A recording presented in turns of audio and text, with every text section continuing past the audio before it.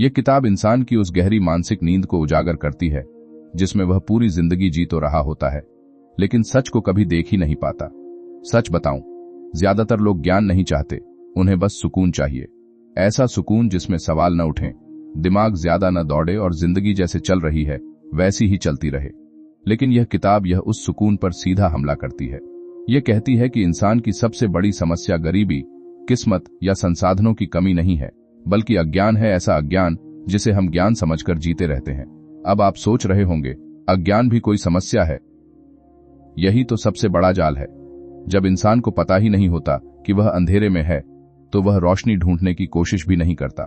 लेखक बार बार एक बात पर जोर देता है कि हमारी दुनिया प्रतीकों से भरी हुई है।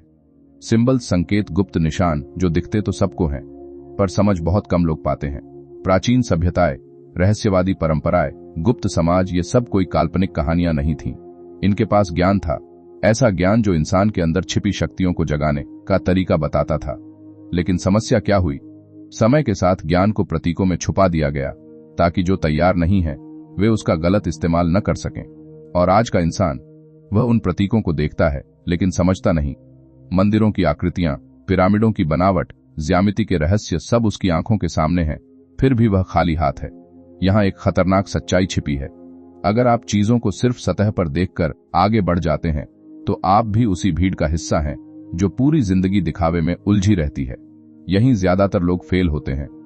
वे गहराई में जाना ही नहीं चाहते, क्योंकि गहराई में जाने का मतलब है अपने झूठों से सामना करना। और यह बात सुनना अच्छा नहीं लगेगा, हम सब अपने झूठों के साथ आराम से जी रहे हैं। लेखक कहता है कि इंसान दो दुनिया में जीता है, एक बाहरी दुनिया जो भौतिक है और एक अंदरूनी दुनिया जो मानसिक और आध्यात्मिक है। बाहरी दुनिया में हम पैसा, शोहरत, रिश्ते, पहचान के पीछे भागते हैं, लेकिन अंदर की दुनिया, उसे हम नजरअंदाज कर देते हैं। और यही असंतुलन इंसान को अधूरा बनाता है। अब ईमानदारी से बताइए, आपने आखिरी बार कब खुद के अंदर झांक कर देखा था? कब आपने यह समझने की कोशिश की कि आपकी सोच कहां से बनती है? आपकी इच्छाएं सच में आपकी हैं या समाज ने आपके दिमाग में डाल दी हैं? यार, यह सिर्फ दार्शनिक बातें नहीं हैं। लेखक समझाता है कि प्राचीन ज्ञान परंपराएं इंसान को स्वयं को जानने की शिक्षा देती थीं। नो दाइसेल्फ, यह प्राचीन यूनानी मंदिरों पर लिखा मिलता है। इसका सीधा मतलब है, अगर तुम खुद को नहीं समझते तो दुनिया की कोई भी जानकारी तुम्हें सच्चा संतोष नहीं दे सकती। लेकिन समस्या यह है कि खुद को जानना आसान नहीं है। यह प्रक्रिया आपके अंदर छिपे डर, ईर्ष्या, लालच और झूठे अहंकार को सामने ले आती है। और सच कहूं, हम में से ज्यादातर लोग यह देखना ही नहीं चाहते। अब यहां एक गलत धारणा टूटती है। हम सोचते हैं कि ज्ञान का मतलब है ज्यादा किताबें पढ़ लेना, डिग्रियां हासिल कर लेना या बहसों में दूसरों को हरा देना। लेकिन लेखक के अनुसार असली ज्ञान परिवर्तन लाता है। अगर ज्ञान ने आपके व्यवहार, आपकी आदतों और आपकी सोच को नहीं बदला, तो वह सिर्फ जानकारी है, ज्ञान नहीं। यह लाइन आपको थोड़ा असहज करेगी, क्योंकि इसका मतलब है हम में से ज्यादातर लोग सिर्फ जानकारी इकट्ठा कर रहे हैं, खुद को बदल नहीं रहे। प्राचीन रहस्यवादियों का मानना था कि इंसान के अंदर एक दिव्य शक्ति छिपी है जिसे जागृत किया जा सकता है, लेकिन वह शक्ति किसी जादू या चमत्कार से नहीं जागती। उसके लिए अनुशासन चाहिए, आत्मनिरीक्षण चाहिए और सबसे जरूरी सच का सामना करने की हिम्मत चाहिए। अब आप सोच रहे होंगे, इसमें नया क्या है? हर मोटिवेशनल किताब यही कहती है। फर्क है, यहां बात सतही सफलता की नहीं हो रही, यहां बात हो रही है चेतना के स्तर को ऊपर उठाने की। लेखक कई प्राचीन सभ्यताओं का उदाहरण देता है, मिस्र, यूनान, भारत, चीन, और बताता है कि इन सब के पास जीवन को समझने का गहरा विज्ञान था। उनके लिए धर्म अंधविश्वास नहीं था, बल्कि चेतना को विकसित करने की प्रणाली था। लेकिन जैसे जैसे समय बदला, असली ज्ञान खो गया और सिर्फ रस्में बची। आज लोग मंदिर जाते हैं, पूजा करते हैं, मंत्र पढ़ते हैं, लेकिन समझते नहीं कि वे क्यों कर रहे हैं। यह वैसा ही है जैसे कोई दवा तो खाए, लेकिन बीमारी समझे ही नहीं। रुकिए, यहां एक मानसिक खतरा छिपा है। अगर इंसान बिना समझे परंपराओं का पालन करता रहेगा, तो वह कभी सच तक नहीं पहुंच पाएगा। वह वही करेगा जो उससे पहले लोग करते आए हैं, बिना यह जाने कि उसका मकसद क्या था। और अगर आप भी बिना सवाल पूछे सब मान लेते हैं, तो शायद आप भी उसी भीड़ का हिस्सा हैं जो सोचती कम है, दोहराती ज्यादा है। लेखक बार बार प्रतीकों की भाषा की बात करता है। उसके अनुसार प्राचीन ज्ञान सीधे शब्दों में नहीं दिया जाता था, क्योंकि शब्द सीमित हैं। इसलिए प्रतीकों, मिथकों और कहानियों का सहारा लिया गया। अब यह किरदार नहीं है, यह आप हैं। आपने भी कहानियां सुनी होंगी धार्मिक कथाएं, पौराणिक किस्से। आपने उन्हें या तो मनोरंजन समझा या अंधविश्वास, लेकिन कभी यह सोचा कि उनमें छिपा अर्थ क्या है? शायद नहीं। और यहीं आप एक बड़ा खजाना खो देते हैं। एक जगह लेखक कहता है, symbols are the language of the mysteries, यानी प्रतीक ही रहस्यों की भाषा है। वह यह इसलिए कह रहा है क्योंकि सच्चाई को सीधे बोल दिया जाए तो हर कोई उसका महत्व नहीं समझ पाता, लेकिन जब वही सच्चाई प्रतीक बनकर आती है तो वह सिर्फ उन्हीं के लिए खुलती है जो खोजने की इच्छा रखते हैं।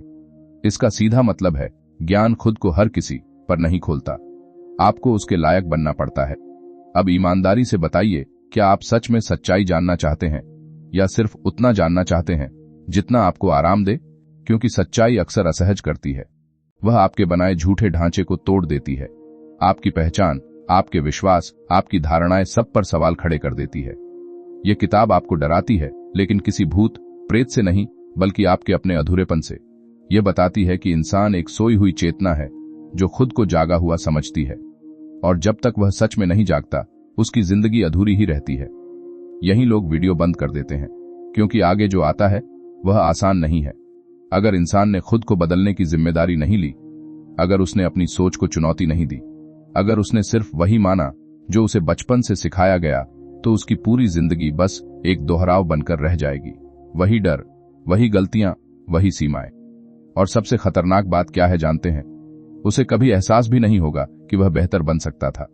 लेकिन अगर आप अभी भी सुन रहे हैं तो एक बात आपको सुननी ही पड़ेगी। असली रहस्य बाहर की दुनिया में नहीं छिपे, असली रहस्य आपके अंदर दफन है, और उन्हें उजागर करने की प्रक्रिया जितनी रोमांचक है उतनी ही डरावनी भी, क्योंकि जैसे ही पर्दा उठता है इंसान को अपना असली चेहरा दिखता है, और यहीं से असली समस्या शुरू होती है।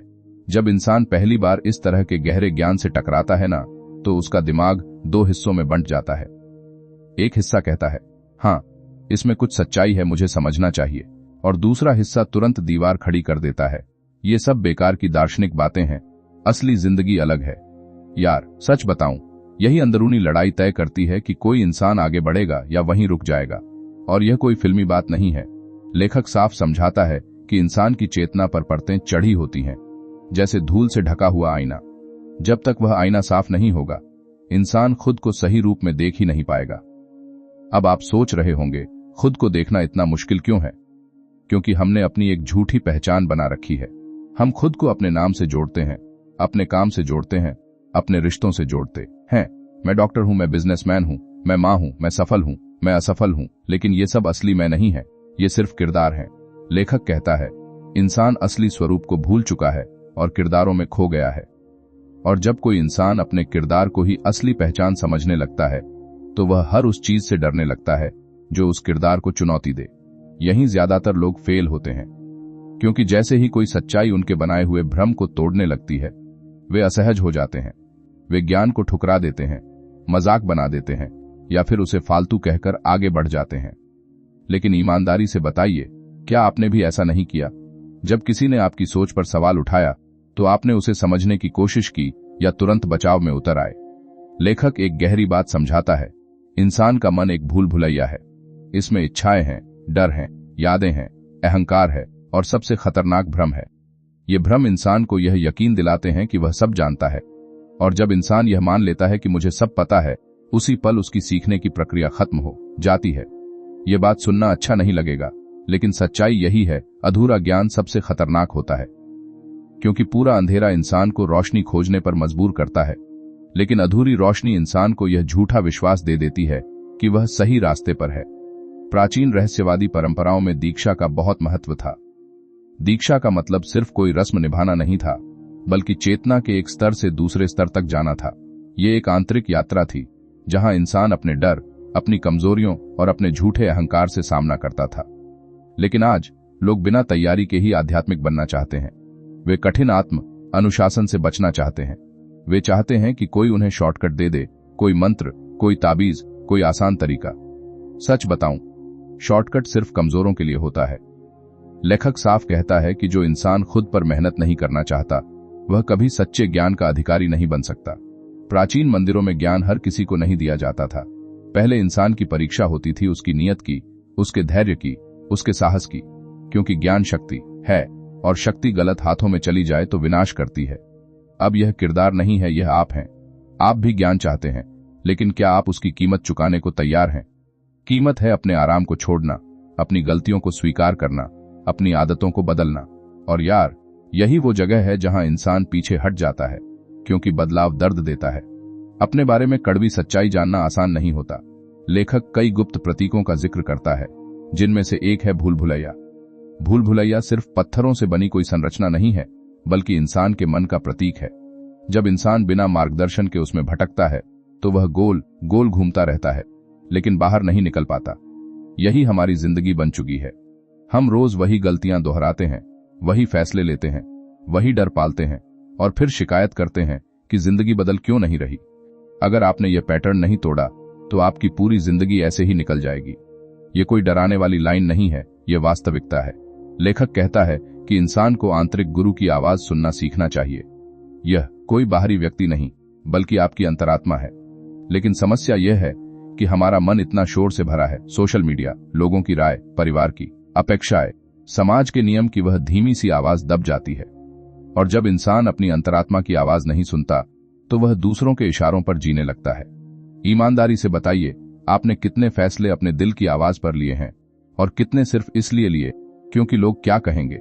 यही मानसिक गुलामी है। लेखक इस गुलामी को तोड़ने की बात करता है। वह कहता है कि सच्चा साधक वही है जो भीड़ से अलग सोचने की हिम्मत रखता है, जो सवाल पूछता है, जो हर परंपरा को आंख मूंद कर स्वीकार नहीं करता। लेकिन यह रास्ता अकेला होता है। इसमें ताली नहीं मिलती, सराहना नहीं मिलती। उल्टा लोग आपको पागल समझते हैं। और सच कहूं, हम में से ज्यादातर लोग पागल कहलाने से डरते हैं, इसलिए साधारण बने रहते हैं। एक जगह लेखक लिखता है, the wise man is silent while the fool speaks, यानी बुद्धिमान इंसान शांत रहता है, जबकि मूर्ख बोलता रहता है। वह ये इसलिए कह रहा है क्योंकि सच्चा ज्ञान दिखावे की जरूरत नहीं रखता। जो इंसान सच में जानता है, उसे दूसरों को प्रभावित करने की जरूरत नहीं होती। लेकिन जो अंदर से खाली होता है, वही सबसे ज्यादा शोर मचाता है। अब खुद से पूछिए, आप किस श्रेणी में आते हैं? यह लाइन आपको थोड़ा असहज करेगी, क्योंकि हम सबको लगता है कि हम समझदार हैं, हम सही हैं, हमारी सोच बेहतर है। लेकिन लेखक कहता है कि असली समझदारी अपनी अज्ञानता को पहचानने से शुरू होती है। जब इंसान स्वीकार करता है कि मुझे नहीं पता, तभी सीखने का दरवाजा खुलता है। प्राचीन शिक्षाओं में मृत्यु को भी प्रतीक के रूप में इस्तेमाल किया गया है। यहां मृत्यु का मतलब शरीर का अंत नहीं, बल्कि पुराने व्यक्तित्व का अंत है। जब तक इंसान अपनी पुरानी सोच, पुराने अहंकार और पुराने भ्रम को मरने नहीं देता, तब तक वह नया जन्म नहीं ले सकता। लेकिन समस्या क्या है? हम अपने पुराने रूप से चिपके रहते हैं। हमें डर लगता है कि अगर हमने खुद को बदल दिया, तो हमारी पहचान क्या रहेगी। यही डर इंसान को जकड़ लेता है। और अगर इंसान ने इस डर को पार नहीं किया, तो वह आधी जिंदगी ही जी पाएगा। यही लोग वीडियो बंद कर देते हैं, क्योंकि खुद को बदलना सुनने में जितना अच्छा लगता है, करने में उतना ही कठिन होता है। यह आसान नहीं है अपने अंदर के अंधेरे को देखना। यह आसान नहीं है स्वीकार करना कि हम गलत थे। लेकिन जो इंसान यह हिम्मत करता है, वही धीरे धीरे अपने अंदर की जंजीरों को तोड़ना शुरू करता है। पहले समझ आता है, फिर कोशिश होती है, फिर पुरानी आदतें वापस खींचती हैं, फिर इंसान गिरता है, फिर उसे एहसास होता है कि बदलाव एक दिन में नहीं होता, और फिर धीरे धीरे छोटी जीत मिलती है। सोच थोड़ी साफ होती है, फैसले थोड़े बेहतर होते हैं, डर थोड़ा कम होता है। लेकिन अगर आप अभी भी यह सोच रहे हैं कि मेरे साथ ऐसा नहीं है, मैं अलग हूं, तो एक बात आपको सुननी पड़ेगी। हर इंसान यही सोचता है कि समस्या दूसरों में है, और यहीं से आत्म भ्रम की असली दीवार खड़ी होती है, जिसे तोड़े बिना आगे बढ़ना नामुमकिन है। और अगर यह दीवार नहीं टूटी, तो ज्ञान सिर्फ शब्द बनकर रह जाएगा। जिंदगी कभी नहीं बदलेगी, लेकिन असली झटका तो तब लगता है जब इंसान को पता चलता है कि उसका सबसे बड़ा दुश्मन कोई और नहीं, उसका खुद का मन है। और मन को जीतना दुनिया जीतने से कहीं ज्यादा कठिन है। मन को समझना यही वह मोड़ है जहां से लेखक इंसान को अंदर की सबसे गहरी परतों तक ले जाना शुरू करता है। यार, हम जिंदगी भर बाहर की दुनिया को समझने में लगे रहते हैं। किससे क्या बोलना है, कहां पैसा लगाना है, कौन अपना है, कौन दुश्मन है। लेकिन जिसने यह सब सोचना है, उस मन को समझने की कोशिश ही नहीं करते। अब आप खुद सोचिए, अगर गाड़ी का ड्राइवर ही नशे में हो, तो गाड़ी कितनी भी महंगी क्यों ना हो, दुर्घटना तय है। यही हाल इंसान का है। शरीर गाड़ी है, परिस्थितियां सड़क हैं, लेकिन मन ड्राइवर है। और ज्यादातर लोगों का ड्राइवर सोया हुआ है। लेखक समझाता है कि मन एक परत नहीं है, बल्कि कई स्तरों पर काम करता है। सतह पर है चेतन मन, जो अभी सोच रहा है, पढ़ रहा है, फैसले ले रहा है। उसके नीचे है अवचेतन मन, जहां आपकी आदतें, डर, बचपन की यादें, अनजानी प्रतिक्रियाएं छिपी होती हैं। और उससे भी गहरे हैं अति चेतन स्तर, जहां इंसान की असली आध्यात्मिक क्षमता छिपी है। लेकिन समस्या क्या है?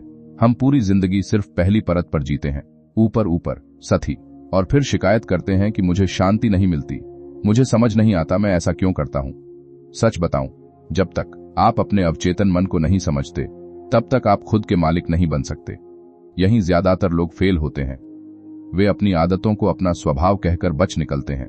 गुस्सा आता है तो कहते हैं मैं ऐसा ही हूं, डर लगता है तो कहते हैं मेरी किस्मत खराब है, टालमटोल करते हैं तो बोलते हैं मूड नहीं है। लेकिन लेखक कहता है ये आप नहीं हैं, ये आपके अंदर जमा हुए प्रभाव हैं। यह सुनना अच्छा नहीं लगेगा, क्योंकि इसका मतलब है कि आप अपने व्यवहार के लिए खुद जिम्मेदार हैं। अब यह किरदार नहीं है, यह आप हैं।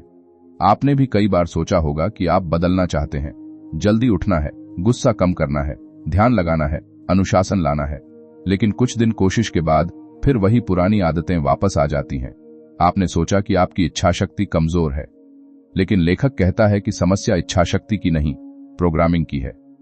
आपका अवचेतन मन उन आदतों को पकड़कर बैठा है जो सालों से उसमें भरी गई हैं। जब तक उन्हें बदला नहीं जाएगा, आपका चेतन मन अकेला कुछ नहीं कर सकता। यहां लेखक एक गहरी प्रतीकात्मक बात करता है। मानव मस्तिष्क एक मंदिर है। मंदिर का मतलब कोई धार्मिक इमारत नहीं, बल्कि एक पवित्र स्थान जहां ऊर्जा केंद्रित होती है। लेकिन सोचिए, अगर मंदिर, मन को समझना यही वह मोड़ है जहां से लेखक इंसान को अंदर की सबसे गहरी परतों तक ले जाना शुरू करता है। यार, हम जिंदगी भर बाहर की दुनिया को समझने में लगे रहते हैं, किससे क्या बोलना है, कहां पैसा लगाना है, कौन अपना है, कौन दुश्मन है। लेकिन जिसने यह सब सोचना है, उस मन को समझने की कोशिश ही नहीं करते। अब आप खुद सोचिए, अगर गाड़ी का ड्राइवर ही नशे में हो तो गाड़ी कितनी भी महंगी क्यों ना हो, दुर्घटना तय है। यही हाल इंसान का है। शरीर गाड़ी है, परिस्थितियां सड़क हैं, लेकिन मन ड्राइवर है, और ज्यादातर लोगों का ड्राइवर सोया हुआ है। लेखक समझाता है कि मन एक परत नहीं है, बल्कि कई स्तरों पर काम करता है। सतह पर है चेतन मन, जो अभी सोच रहा है, पढ़ रहा है, फैसले ले रहा है। उसके नीचे है अवचेतन मन, जहां आपकी आदतें, डर, बचपन की यादें, अनजानी प्रतिक्रियाएं छिपी होती हैं। और उससे भी गहरे हैं अति चेतन स्तर, जहां इंसान की असली आध्यात्मिक क्षमता छिपी है। लेकिन समस्या क्या है? हम पूरी जिंदगी सिर्फ पहली परत पर जीते हैं, ऊपर ऊपर, सतही, और फिर शिकायत करते हैं कि मुझे शांति नहीं मिलती, मुझे समझ नहीं आता मैं ऐसा क्यों करता हूं। सच बताऊं, जब तक आप अपने अवचेतन मन को नहीं समझते, तब तक आप खुद के मालिक नहीं बन सकते। यहीं ज्यादातर लोग फेल होते हैं। वे अपनी आदतों को अपना स्वभाव कहकर बच निकलते हैं। गुस्सा आता है तो कहते हैं मैं ऐसा ही हूं, डर लगता है तो कहते हैं मेरी किस्मत खराब है, टालमटोल करते हैं तो बोलते हैं मूड नहीं है। लेकिन लेखक कहता है ये आप नहीं हैं, ये आपके अंदर जमा हुए प्रभाव हैं। यह सुनना अच्छा नहीं लगेगा, क्योंकि इसका मतलब है कि आप अपने व्यवहार के लिए खुद जिम्मेदार हैं। अब यह किरदार नहीं है, यह आप हैं। आपने भी कई बार सोचा होगा कि आप बदलना चाहते हैं, जल्दी उठना है, गुस्सा कम करना है, ध्यान लगाना है, अनुशासन लाना है। लेकिन कुछ दिन कोशिश के बाद फिर वही पुरानी आदतें वापस आ जाती हैं। आपने सोचा कि आपकी इच्छाशक्ति कमजोर है, लेकिन लेखक कहता है कि समस्या इच्छाशक्ति की नहीं, प्रोग्रामिंग की है। आपका अवचेतन मन उन आदतों को पकड़कर बैठा है जो सालों से उसमें भरी गई हैं। जब तक उन्हें बदला नहीं जाएगा, आपका चेतन मन अकेला कुछ नहीं कर सकता। यहां लेखक एक गहरी प्रतीकात्मक बात करता है। मानव मस्तिष्क एक मंदिर है। मंदिर का मतलब कोई धार्मिक इमारत नहीं, बल्कि एक पवित्र स्थान जहां ऊर्जा केंद्रित होती है।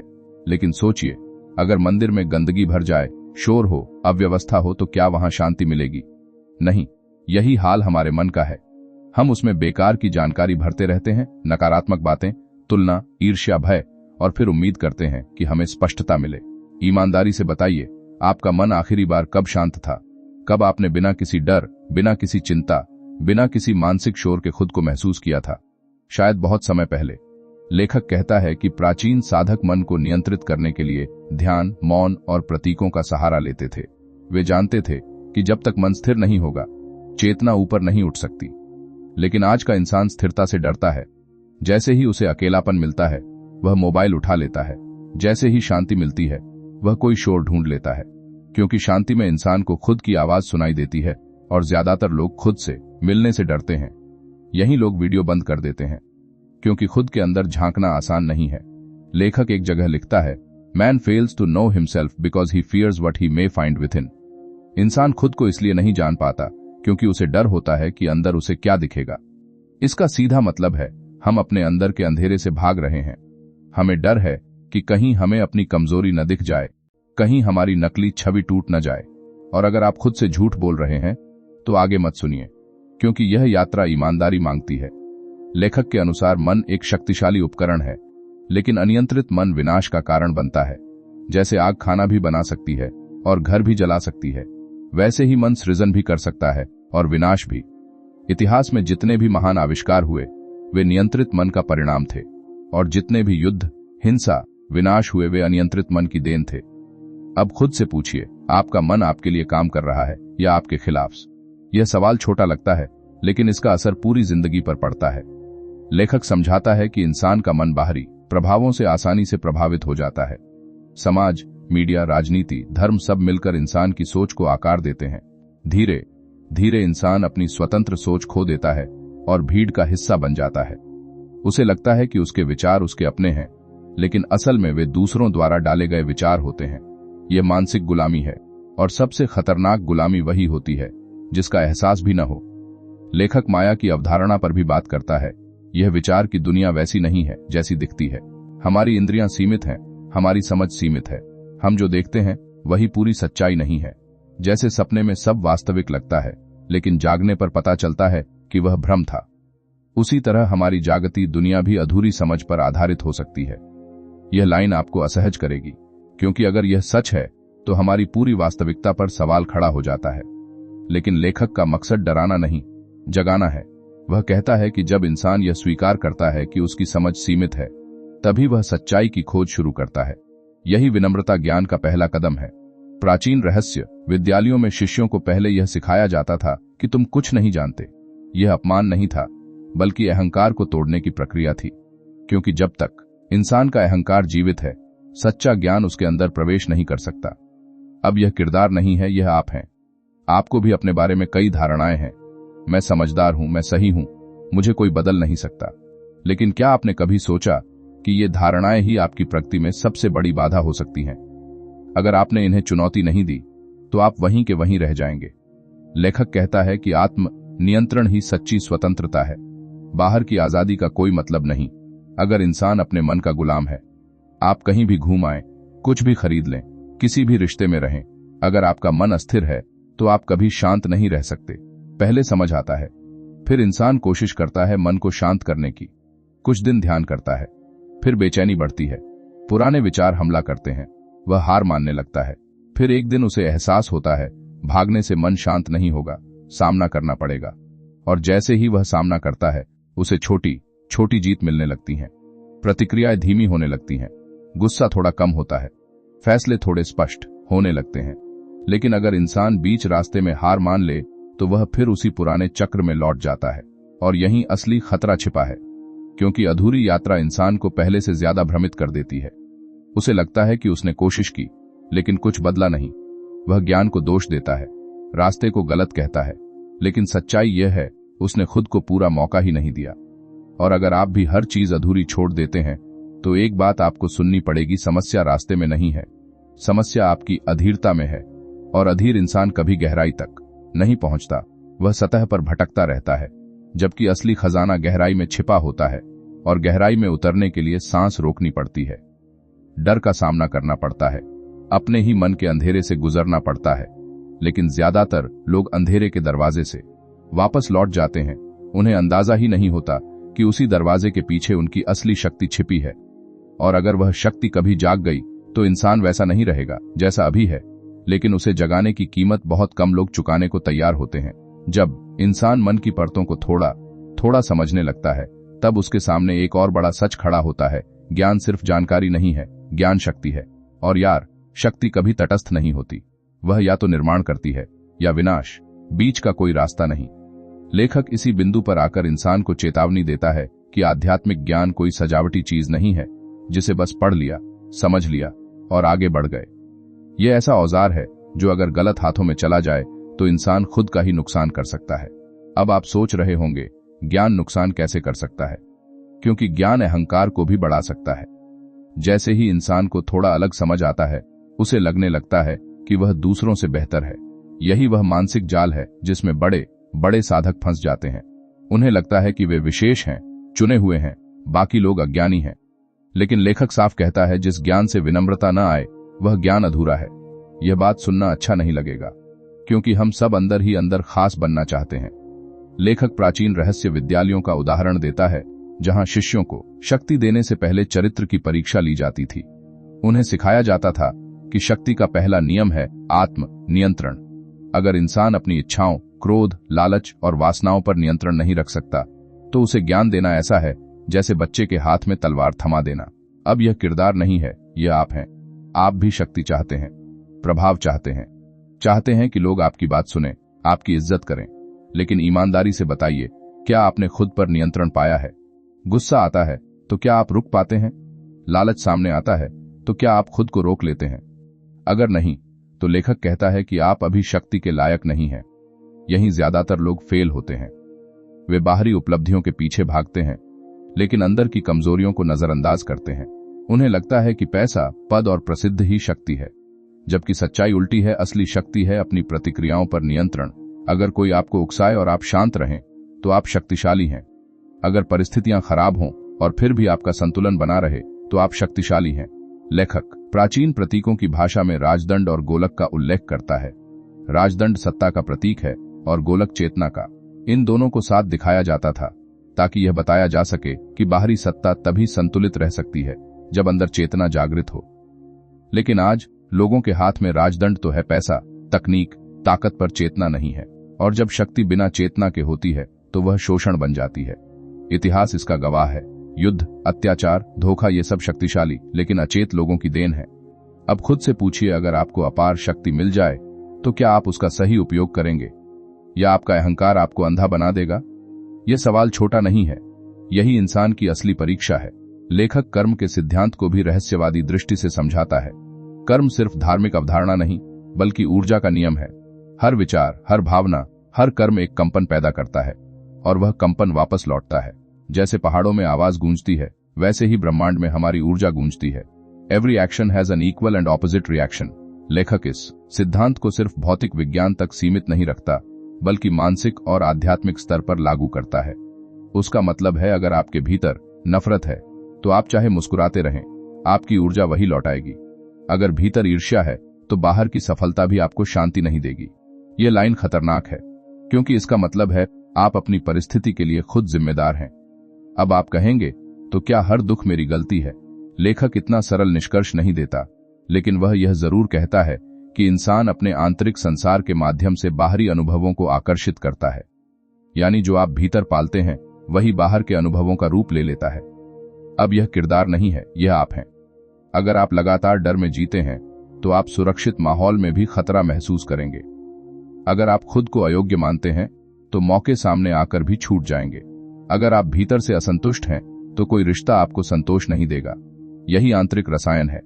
लेखक अल्केमी के प्रतीकों का उल्लेख करता है, साधारण धातु को सोने में बदलना। लेकिन वह साफ कहता है कि यह सिर्फ भौतिक प्रक्रिया नहीं, बल्कि आंतरिक परिवर्तन का प्रतीक है। साधारण धातु इंसान का कच्चा व्यक्तित्व है और सोना उसका परिष्कृत चेतन रूप। अल्केमी का असली अर्थ है अपनी कमजोरियों को शक्ति में बदलना, अपने अज्ञान को समझ में बदलना। लेकिन यह प्रक्रिया दर्दनाक है, क्योंकि धातु को सोना बनने के लिए आग से गुजरना पड़ता है। इंसान को भी वैसा ही तपना पड़ता है। यही लोग पीछे हट जाते हैं। वे बदलाव चाहते हैं, लेकिन तपना नहीं चाहते। वे परिणाम चाहते हैं, प्रक्रिया नहीं। और लेखक बार बार यही चेतावनी देता है, बिना आंतरिक शुद्धि के ज्ञान खतरनाक है। यही लोग वीडियो बंद कर देते हैं, क्योंकि सच्चाई सुनना आसान है, अपनाना मुश्किल। लेखक रहस्यवादी परंपराओं में पुनर्जन्म में को भी प्रतीकात्मक रूप में देखता है। यह सिर्फ शरीर बदलने की बात नहीं, बल्कि चेतना के विकास की यात्रा है। हर जीवन, हर अनुभव, हर संघर्ष आत्मा को परिष्कृत करने की प्रक्रिया है।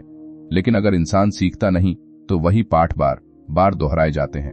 यह वैसा ही है जैसे जिंदगी आपको एक ही परीक्षा बार बार दे रही हो और आप हर बार फेल हो रहे हो। ईमानदारी से बताइए, क्या आपकी जिंदगी में भी कुछ समस्याएं बार बार लौटती हैं? वही रिश्तों की उलझने, वही आर्थिक गलतियां, वही आत्मसंदेह। लेखक कहता है, यह संयोग नहीं है, यह अधूरा पाठ है। जब तक आप सीख नहीं लेते, परिस्थिति बदलकर भी समस्या लौट आएगी। अब आप समझ रहे हैं कि ज्ञान क्यों शक्ति है, क्योंकि यह आपको जिम्मेदारी देता है। अब आप अनजान नहीं रह सकते। अब आप यह बहाना नहीं बना सकते कि मुझे पता नहीं था। और यार, जिम्मेदारी भारी होती है। बहुत लोग इसलिए अज्ञान में रहना पसंद करते हैं क्योंकि वहां सुकून है, वहां खुद को बदलने का दबाव नहीं है। लेकिन जो इंसान जाग जाता है उसके लिए वापस सोना मुश्किल हो जाता है। और अगर आप जाग गए तो एक बात याद रखिए, अब आपकी हर गलती जानबूझकर की गई गलती होगी। अब हर बहाना झूठ लगेगा। अब आप खुद से बच नहीं पाएंगे। और यहीं से असली बेचैनी शुरू होती है, क्योंकि जागरूक इंसान के लिए आसान जिंदगी नहीं होती, लेकिन जो इस बेचैनी को सह लेता है वही धीरे धीरे उस शक्ति के करीब पहुंचता है जो इंसान को साधारण से असाधारण बनाती है। और जो इस दर्द से भाग जाता है वह फिर भीड़ में खो जाता है, जहां लोग जीते कम हैं, बस समय काटते हैं, बिना यह जाने कि वे क्या बन सकते थे। लेकिन असली सवाल अभी बाकी है। अगर ज्ञान शक्ति है तो क्या हर इंसान को यह शक्ति मिलनी चाहिए, या कुछ सच्चाइयां जानबूझकर छुपाई गई हैं? और अगर छुपाई गई हैं तो उसके पीछे कारण क्या है? लेखक यहां आकर एक ऐसी सच्चाई सामने रखता है जो पहली नजर में थोड़ी अजीब लगती है, लेकिन जितना सोचो उतनी गहरी होती जाती है। हर सच्चाई हर इंसान के लिए नहीं होती। सुनकर अटपटा लगेगा, क्योंकि हमें बचपन से सिखाया गया है कि ज्ञान जितना फैलाया जाए उतना अच्छा है। लेकिन रहस्यवादी परंपराएं इससे अलग सोचती थीं। वे मानती थीं कि अधूरी चेतना वाले इंसान को गहरा ज्ञान देना ऐसा है जैसे किसी बच्चे को बिजली के खुले तारों के बीच छोड़ देना। सच बताऊं, यह एलिटिज्म नहीं था, यह सुरक्षा थी। प्राचीन रहस्य विद्यालयों में ज्ञान को परतों में दिया जाता था। पहले इंसान के चरित्र को मजबूत किया जाता, फिर उसकी सोच को अनुशासित किया जाता, फिर उसे प्रतीकों की भाषा समझाई जाती, और उसके बाद कहीं जाकर उसे गहरे रहस्य सौंपे जाते। क्यों? क्योंकि अगर इंसान की नीयत शुद्ध नहीं है तो ज्ञान उसके अहंकार को राक्षस बना सकता है। अब यह किरदार नहीं है, यह आप हैं। आप भी ज्ञान चाहते हैं, लेकिन ईमानदारी से बताइए क्यों? खुद को बेहतर बनाने के लिए, या दूसरों से आगे निकलने के लिए, सम्मान पाने के लिए, लोगों को प्रभावित करने के लिए? अगर नियत में जरा भी स्वार्थ है तो ज्ञान का प्रकाश भी आपके अंदर की छाया को और गहरा कर देगा। यहीं ज्यादातर लोग फेल होते हैं। वे ज्ञान को आत्म विकास के बजाय आत्म प्रदर्शन का साधन बना लेते हैं। लेखक गुप्त समाजों का उल्लेख करता है, ऐसे संगठन जो खुले रूप में नहीं थे, लेकिन जिनका उद्देश्य मानव चेतना को सुरक्षित ढंग से विकसित करना था। इन समूहों ने प्रतीकों, वास्तुकला, मिथकों और गुप्त अनुष्ठानों के माध्यम से ज्ञान को छुपा कर रखा। अब आप सोच रहे होंगे, अगर ज्ञान इतना अच्छा है तो छुपाया क्यों गया? क्योंकि इतिहास गवाह है कि शक्ति का दुरुपयोग इंसान की पुरानी आदत है। आग की खोज हुई, उसने भोजन भी पकाया और शहर भी जलाए। परमाणु ऊर्जा मिली, उसने बिजली भी दी और विनाश भी किया। ज्ञान हमेशा दोधारी तलवार रहा है। लेखक इसी दोधारी प्रकृति को समझाने के लिए रहस्यवादियों की सावधानी का जिक्र करता है। वे चाहते थे कि इंसान पहले नैतिक रूप से परिपक्व हो, फिर बौद्धिक रूप से शक्तिशाली बने। ये बात सुनना अच्छा नहीं लगेगा, क्योंकि आज का समाज उल्टा चल रहा है। हम बुद्धि को तेज बना रहे हैं, लेकिन चरित्र को नजरअंदाज कर रहे हैं। परिणाम, चालाक लोग बढ़ रहे हैं, समझदार लोग नहीं। अब खुद से पूछिए, अगर किसी इंसान के पास तेज दिमाग हो लेकिन संवेदना न हो तो वह क्या करेगा? वह दूसरों को इस्तेमाल करेगा, वह व्यवस्था का फायदा उठाएगा, वह शक्ति को नियंत्रण में बदल देगा। और यही आज दुनिया में हो रहा है। लेखक यह नहीं कहता कि हर गुप्त समाज पवित्र था, लेकिन वह यह जरूर कहता है कि ज्ञान को सुरक्षित रखने की आवश्यकता हमेशा से रही है, क्योंकि चेतना का विकास एक क्रमिक प्रक्रिया है। जैसे एक पौधा धीरे धीरे बढ़ता है, वैसे ही इंसान की समझ भी धीरे धीरे परिपक्व होती है। अगर आप पौधे को जबरदस्ती खींचकर बड़ा करना चाहेंगे तो वह टूट जाएगा। यार, यही गलती हम अपने साथ कर रहे हैं। हम जल्दी जागना चाहते हैं, जल्दी सफल होना चाहते हैं, जल्दी आध्यात्मिक बनना चाहते हैं, लेकिन अंदर की तैयारी के बिना ऊंचाई इंसान को असंतुलित कर देती है। लेखक प्रतीकों की भाषा में मीनार का उदाहरण देता है। ऊंचाई पर पहुंचना गर्व की बात है, लेकिन अगर नींव मजबूत न हो तो मीनार गिर जाती है। यह सिर्फ वास्तुकला नहीं, इंसान के विकास का सिद्धांत है। बाहरी सफलता की मीनार तभी टिकेगी जब अंदर की नींव मजबूत होगी। ईमानदारी से बताइए, आपकी नींव कितनी मजबूत है? क्या आप अकेले रहकर भी शांत रह सकते हैं? क्या आप असफलता को सह सकते हैं? क्या आप आलोचना सुनकर टूटते नहीं? अगर नहीं, तो आपकी मीनार हिल रही है। लेखक कहता है कि सच्चे साधक को पहले अपने छाया पक्ष से मिलना पड़ता है। यह वह हिस्सा है जिसे हम छुपाते हैं, हमारी ईर्ष्या, हमारा लालच, हमारी स्वार्थी इच्छाएं, हमारी तुलना, हमारी हीन भावना। हम दुनिया को अपना अच्छा चेहरा दिखाते हैं, लेकिन खुद से अपना असली चेहरा छुपाते हैं।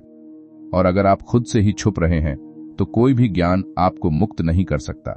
यही लोग वीडियो बंद कर देते हैं, क्योंकि अपने अंधेरे को देखना सबसे मुश्किल काम है। लेखक के अनुसार रहस्यवादी अनुष्ठानों का उद्देश्य डर पैदा करना नहीं था, बल्कि इंसान को उसके छिपे हुए पक्ष से मिलवाना था। अंधेरे कमरे, रहस्यमयी प्रतीक, मौन की साधना, ये सब मन के भीतर छिपे डर को बाहर लाने के तरीके थे। जब इंसान अपने डर को देख लेता है, स्वीकार कर लेता है, तभी वह उससे मुक्त हो सकता है। यह मनोविज्ञान है, जादू नहीं, लेकिन हम इसे समझ नहीं पाए। हमने प्रतीकों को अंधविश्वास बना दिया और उनके पीछे छिपे विज्ञान को खो दिया। अब यह किरदार नहीं है, ये आप हैं। आप भी अपने डर से भागते हैं, टालमटोल करते हैं, कठिन बातचीत से बचते हैं, नई जिम्मेदारियों से पीछे हटते हैं और फिर कहते हैं समय सही नहीं है। सच बताऊं, समय नहीं, साहस सही नहीं है। लेखक प्रकाश और अंधकार को भी प्रतीकों के रूप में समझाता है। अंधकार बुराई नहीं है, बल्कि अज्ञान है, और प्रकाश अच्छाई नहीं, बल्कि समझ है। जैसे ही समझ आती है, अंधकार अपने आप हट जाता है, लेकिन प्रकाश अचानक नहीं आता। पहले आंखों को अंधेरे की आदत छोड़नी पड़ती है, और यह प्रक्रिया दर्द देती है। जैसे अचानक तेज रोशनी आंखों में चुभती है, वैसे ही सच्चाई भी मन को चुभती है। लेकिन जो इंसान इस चुभन को सह लेता है, वही स्पष्टता पाता है। लेखक कहता है कि आत्मा का विकास प्रकृति के नियमों का पालन करता है। कोई छलांग नहीं, कोई शॉर्टकट नहीं। धीरे धीरे समझ, धीरे धीरे अनुशासन, धीरे धीरे परिवर्तन। लेकिन आधुनिक इंसान अधीर है, उसे तुरंत परिणाम चाहिए, और यही अधीरता उसे सतही ज्ञान में फंसाकर रख देती है। पहले इंसान प्रेरित होता है, फिर कुछ दिन अभ्यास करता है, फिर परिणाम न देखकर निराश होता है, फिर छोड़ देता है, फिर खुद को समझाता है कि ये सब मेरे बस की बात नहीं, और फिर वही पुरानी जिंदगी, वही अधूरे सपने, वही भीतर का खालीपन। लेकिन अगर वह थोड़ा और टिक जाता, थोड़ा और सह लेता, तो शायद दरवाजा खुल जाता। लेखक चेतावनी देता है, अधूरी कोशिश सबसे बड़ा नुकसान करती है, क्योंकि वह इंसान के भीतर यह विश्वास बैठा देती है कि बदलाव संभव नहीं। और अगर यह विश्वास जम गया तो इंसान कोशिश करना ही छोड़ देता है, और कोशिश छोड़ना धीरे धीरे आत्मा को सुन्न कर देता है। फिर इंसान जीता तो है, पर भीतर से मृत हो जाता है। उसकी आंखों में चमक नहीं रहती, उसके सपनों में आग नहीं रहती। वह बस भीड़ का हिस्सा बन जाता है, जहां लोग सवाल नहीं पूछते, बस दिन काटते हैं और रात को थक कर सो जाते हैं, बिना यह समझे कि उनके भीतर कितनी शक्ति छिपी थी। लेकिन असली खतरा अभी बाकी है। अगर ज्ञान छुपाया गया था, तो क्या कुछ सच्चाइयां ऐसी हैं जो इंसान के लिए जानना खतरनाक हो सकती हैं? और अगर हां, तो क्या हम सच जानने के लिए तैयार भी हैं? लेखक यहां एक बहुत असहज सवाल उठाता है। क्या इंसान सच में सच जानना चाहता है, या वह बस उतनी ही सच्चाई स्वीकार करता है जितनी उसकी सुविधा के अनुकूल हो? यार, यह सवाल सीधा दिल पर चोट करता है, क्योंकि हम सब खुद को सच्चाई पसंद मानते हैं। लेकिन जैसे ही सच्चाई हमारी मान्यताओं, हमारी पहचान या हमारे आराम पर वार करती है, हम तुरंत बचाव में आ जाते हैं। हम बहाने बनाते हैं, तर्क गढ़ते हैं, या फिर उस सच्चाई को ही झूठ घोषित कर देते हैं। यही मानसिक सुरक्षा कवच है, और लेखक कहता है यही कवच इंसान की चेतना को कैद करके रखता है। अब आप सोच रहे होंगे, सुरक्षा बुरी कैसे हो सकती है? सुरक्षा तब तक ठीक है जब तक वह आपकी रक्षा करे, लेकिन जब वही सुरक्षा आपको सच्चाई से दूर रखने लगे, तब वह जेल बन जाती है। इंसान अपने विचारों, विश्वासों और धारणाओं के चारों ओर एक अदृश्य दीवार बना लेता है। वह सिर्फ वही सुनना चाहता है जो उसके पुराने विश्वासों से मेल खाता हो, बाकी सब उसे हमला लगता है। यह बात सुनना अच्छा नहीं लगेगा, लेकिन यही कारण है कि बहुत से लोग ज्ञान के करीब आकर भी उससे दूर रह जाते हैं। लेखक कहता है कि सच्चाई अक्सर इंसान के अहंकार पर चोट करती है। अहंकार यानी वह झूठा स्वरूप जिसे हम अपनी पहचान समझ लेते हैं। मैं सही हूं, मेरी सोच बेहतर है, मुझे कोई सिखा नहीं सकता। जैसे ही कोई विचार इस अहंकार को चुनौती देता है, इंसान असहज हो जाता है। अब यह किरदार नहीं है, यह आप हैं। आपने भी कभी बहस में सिर्फ इसलिए अपनी बात पकड़े रखी होगी क्योंकि आपको हारना पसंद नहीं था। आपने भी कभी अपनी गलती स्वीकार करने के बजाय परिस्थिति को दोष दिया होगा। आपने भी कभी किसी सच्चाई को इसलिए नजरअंदाज किया होगा क्योंकि वह आपके विश्वासों से टकरा रही थी। यही अहंकार का खेल है। लेखक प्राचीन रहस्यवादियों की शिक्षा का उल्लेख करता है, जहां शिष्यों को सबसे पहले अहंकार भंग की प्रक्रिया से गुजरना पड़ता था। उन्हें ऐसे अनुभवों से गुजारा जाता था जहां उनकी झूठी पहचान टूटती थी, क्योंकि जब तक इंसान अपने बनाए हुए भ्रम से चिपका रहता है, तब तक वह सच्चाई को स्वीकार नहीं कर सकता। अहंकार ज्ञान का सबसे बड़ा दुश्मन है, क्योंकि अहंकार कहता है मुझे सब पता है, और ज्ञान कहता है तुम अभी शुरुआत में हो। लेखक एक गहरी पंक्ति लिखता है, the greatest enemy of truth is not the lie but the illusion of truth. सच्चाई का सबसे बड़ा दुश्मन झूठ नहीं बल्कि वह भ्रम है जिसमें इंसान सोचता है कि उसे सच्चाई पता है। यह पंक्ति खतरनाक है क्योंकि इसका मतलब है इंसान झूठ में नहीं बल्कि झूठ को सच मानने में फंसा हुआ है। सोचिए, अगर कोई इंसान अंधेरे में हो तो वह रोशनी ढूंढेगा, लेकिन अगर उसे लगे कि वही अंधेरा रोशनी है तो वह कभी खोज ही नहीं करेगा। यही मानसिक जाल है, यही ज्यादातर लोग फेल होते हैं। लेखक माया और भ्रम को सिर्फ आध्यात्मिक शब्द नहीं मानता बल्कि मानसिक स्थिति के रूप में देखता है। इंसान अपनी धारणाओं को ही सच्चाई समझ लेता है। वह दुनिया को वैसे नहीं देखता जैसी वह है बल्कि वैसे देखता है जैसा उसका मन उसे दिखाता है। यार, यह वैसा ही है जैसे रंगीन चश्मा पहनकर दुनिया को देखना। चश्मा बदलते ही दुनिया का रंग बदल जाता है, लेकिन इंसान सोचता है कि दुनिया बदल गई जबकि बदला सिर्फ उसका दृष्टिकोण था। अब खुद से पूछिए, आपकी धारणाएं कितनी सच्ची हैं? आप जिन बातों पर यकीन करते हैं, क्या वे सच में आपकी अपनी खोज का परिणाम है या बचपन से सुनी हुई बातों का ढेर है? यह सवाल छोटा नहीं है, यही आत्म जागरण की शुरुआत है। लेखक बताता है कि प्राचीन साधक स्वयं पर संदेह को कमजोरी नहीं बल्कि ताकत मानते थे। वे अपनी हर सोच, हर विश्वास को परखते थे क्योंकि वे जानते थे कि बिना प्रश्न किए सच्चाई तक पहुंचना असंभव है। लेकिन आज हमें प्रश्न पूछना बदतमीजी लगता है, परंपराओं पर सवाल उठाना अपराध लगता है, बड़ों की बातों पर विचार करना विद्रोह लगता है, और इसी डर ने इंसान की सोच को जकड़ रखा है। यही लोग वीडियो बंद कर देते हैं क्योंकि सवाल उठाना आसान नहीं है। सवाल उठाने का मतलब है अपनी आरामदायक दुनिया को हिलाना। लेखक चेतावनी देता है कि सच्चाई की खोज करने वाला इंसान अक्सर अकेला पड़ जाता है। लोग उसे समझ नहीं पाते, उसे विद्रोही समझते हैं, घमंडी समझते हैं, अजीब समझते हैं। लेकिन यह अकेलापन ही उसकी परीक्षा है, क्योंकि सच्चाई की राह भीड़ की राह नहीं होती। भीड़ हमेशा आसान रास्ता चुनती है, साधक कठिन रास्ता चुनता है। अब यह किरदार नहीं है, ये आप हैं। आप भी दो रास्तों के बीच खड़े हैं। एक रास्ता जहां आप वही मानते रहें जो सब मानते हैं, दूसरा रास्ता जहां आप खुद खोज करते हैं, खुद सवाल पूछते हैं, खुद जवाब तलाशते हैं। पहला रास्ता आराम देता है, दूसरा रास्ता बेचैनी देता है, लेकिन विकास हमेशा बेचैनी से जन्म लेता है। लेखक कहता है कि चेतना का विकास तब शुरू होता है जब इंसान अपने मानसिक ढांचे को तोड़ने के लिए तैयार होता है। यह प्रक्रिया दर्दनाक है क्योंकि इंसान को अपनी ही गलत धारणाओं का सामना करना पड़ता है, लेकिन जैसे ही वह यह साहस जुटा लेता है, उसके सामने समझ का नया दरवाजा खुल जाता है। पहले भ्रम टूटता है, फिर खालीपन आता है, फिर बेचैनी बढ़ती है, फिर इंसान सोचता है अब मैं किस पर भरोसा करूं, और फिर धीरे धीरे एक नई स्पष्टता जन्म लेती है। यह स्पष्टता उधार की नहीं होती, यह खुद की खोज से पैदा होती है, और यही सच्चा ज्ञान है। लेकिन अगर इंसान भ्रम टूटते ही घबरा जाए तो वह फिर पुराने विश्वासों में लौट जाता है, क्योंकि झूठी निश्चितता सच्ची अनिश्चितता से ज्यादा आरामदायक लगती है। और यही असली खतरा है, क्योंकि झूठी निश्चितता इंसान को स्थिर कर देती है।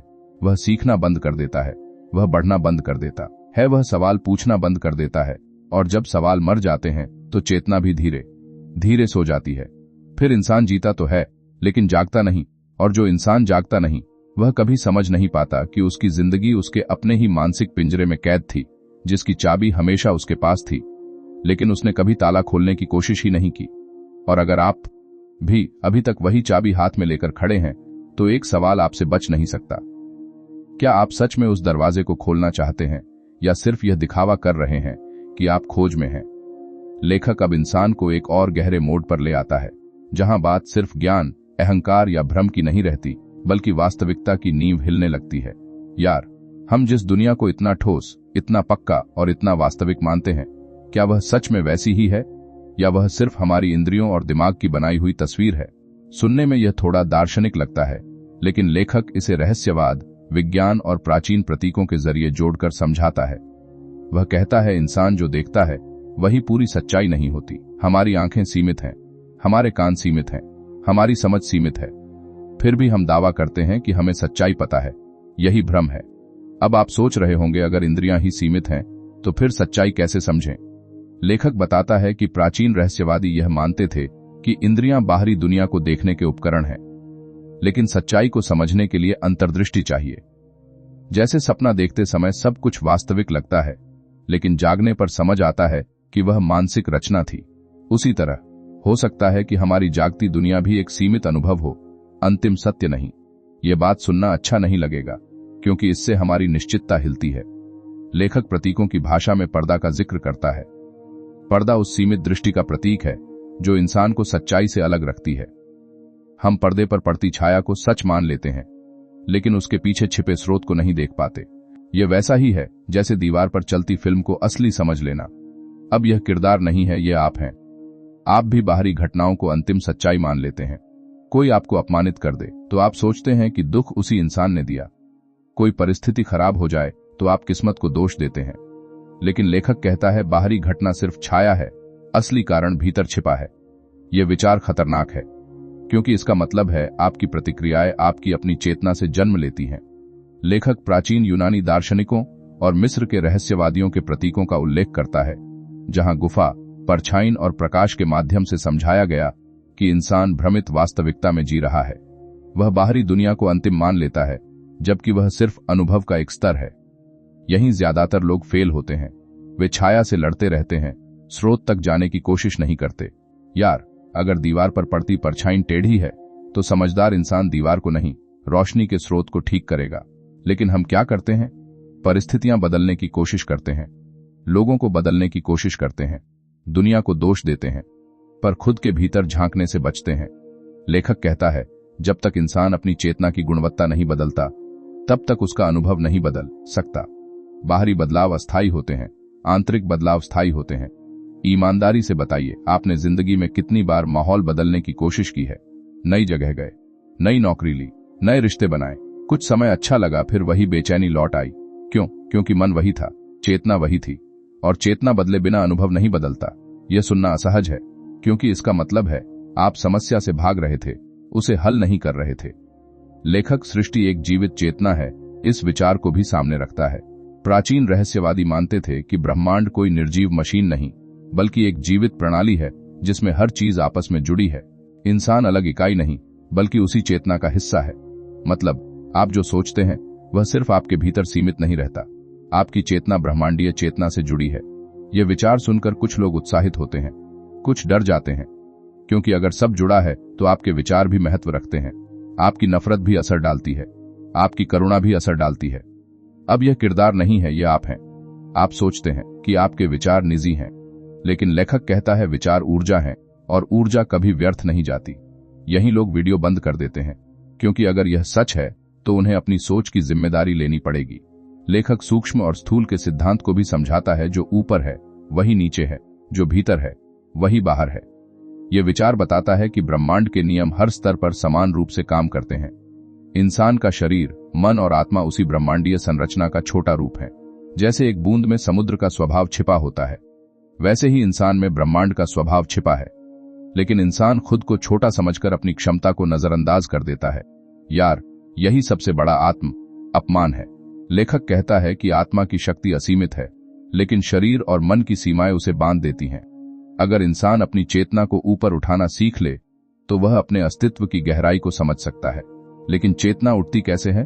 अनुशासन से, आत्म निरीक्षण से, ध्यान से, सच का सामना करने से, और सबसे कठिन अपनी झूठी पहचान छोड़ने से। यहीं ज्यादातर लोग पीछे हट जाते हैं, क्योंकि झूठी पहचान आराम देती है, सच्ची पहचान जिम्मेदारी देती है। लेखक चेतावनी देता है, जो इंसान सच्चाई की खोज शुरू करता है, उसकी पुरानी दुनिया धीरे धीरे टूटने लगती है। उसकी सोच बदलती है, उसकी प्राथमिकताएं बदलती हैं। लोग उसे समझ नहीं पाते, उसे लगता है कि वह अलग हो गया है। यह प्रक्रिया अकेली करती है, लेकिन यही संकेत है कि चेतना विकसित हो रही है। पहले इंसान भ्रम में जीता है, फिर सवाल उठाता है, फिर पुराने विश्वास टूटते हैं, फिर खालीपन आता है, फिर एक नई समझ जन्म लेती है, और फिर दुनिया वैसी नहीं दिखती जैसी पहले दिखती थी। लेकिन अगर इंसान इस बदलाव से डर जाए तो वह फिर पुराने भ्रमों में लौट जाता है, क्योंकि झूठा आराम सच्ची जागरूकता से आसान लगता है। और फिर उसकी चेतना आधी जागी, आधी सोई रह जाती है। यही सबसे खतरनाक स्थिति है, क्योंकि वह खुद को जागा हुआ समझता है, जबकि वह अभी भी भ्रम में होता है। और आधा ज्ञान पूरे अज्ञान से ज्यादा खतरनाक होता है, क्योंकि वह इंसान को झूठा आत्मविश्वास देता है। वह खोज बंद कर देता है, वह मान लेता है कि वह पहुंच गया, जबकि यात्रा अभी शुरू हुई होती है। और अगर आप भी यह सोचने लगे हैं कि अब मैं समझ गया, तो एक बात आपको बेचैन कर देगी, शायद आप अभी भी दरवाजे के बाहर खड़े हैं और असली रहस्य अभी भीतर आपका इंतजार कर रहे हैं। लेखक अब उस परत को खोलता है जहां इंसान पहली बार यह महसूस करता है कि उसकी सबसे बड़ी लड़ाई बाहर की दुनिया से नहीं बल्कि अपने ही भीतर चल रही अदृश्य शक्तियों से है। यार, हम जिंदगी भर लोगों से, परिस्थितियों से, किस्मत से लड़ते रहते हैं, लेकिन कभी यह समझने की कोशिश नहीं करते कि असली संघर्ष हमारे अपने भीतर चल रहा है और यह संघर्ष इतना सूक्ष्म है कि ज्यादातर लोग इसे पहचान ही नहीं पाते। इंसान सोचता है कि वह स्वतंत्र है, कि उसके फैसले उसके अपने हैं, कि उसकी इच्छाएं उसकी निजी हैं, लेकिन लेखक इस भ्रम को तोड़ देता है। वह कहता है इंसान का व्यक्तित्व कई अदृश्य प्रभावों से बना होता है। परिवार, समाज, परंपराएं, डर, इच्छाएं, पिछली यादें, ये सब मिलकर उसकी सोच को आकार देते हैं। इंसान खुद को मैं कहता है, लेकिन यह मैं दरअसल कई परतों का मिश्रण है। अब आप सोच रहे होंगे, तो असली मैं कौन हूं? यही सवाल रहस्यवाद की शुरुआत है। लेखक बताता है कि इंसान के भीतर दो धाराएं चलती रहती। एक धारा उसे ऊपर उठाना चाहती है, सत्य की ओर, अनुशासन की ओर, आत्म विकास की ओर। दूसरी धारा उसे नीचे खींचती है, आलस्य की ओर, वासनाओं की ओर, भ्रम की ओर। यही आंतरिक द्वंद्व इंसान को बेचैन रखता है। यहीं ज्यादातर लोग फेल होते हैं। वे इस द्वंद्व को समझते ही नहीं। वे सोचते हैं कि उनकी कमजोरियां ही उनका असली स्वभाव है। अगर मन भटकता है तो वे मान लेते हैं कि मैं ऐसा ही हूं। अगर अनुशासन टूटता है तो वे कहते हैं मेरे बस की बात नहीं।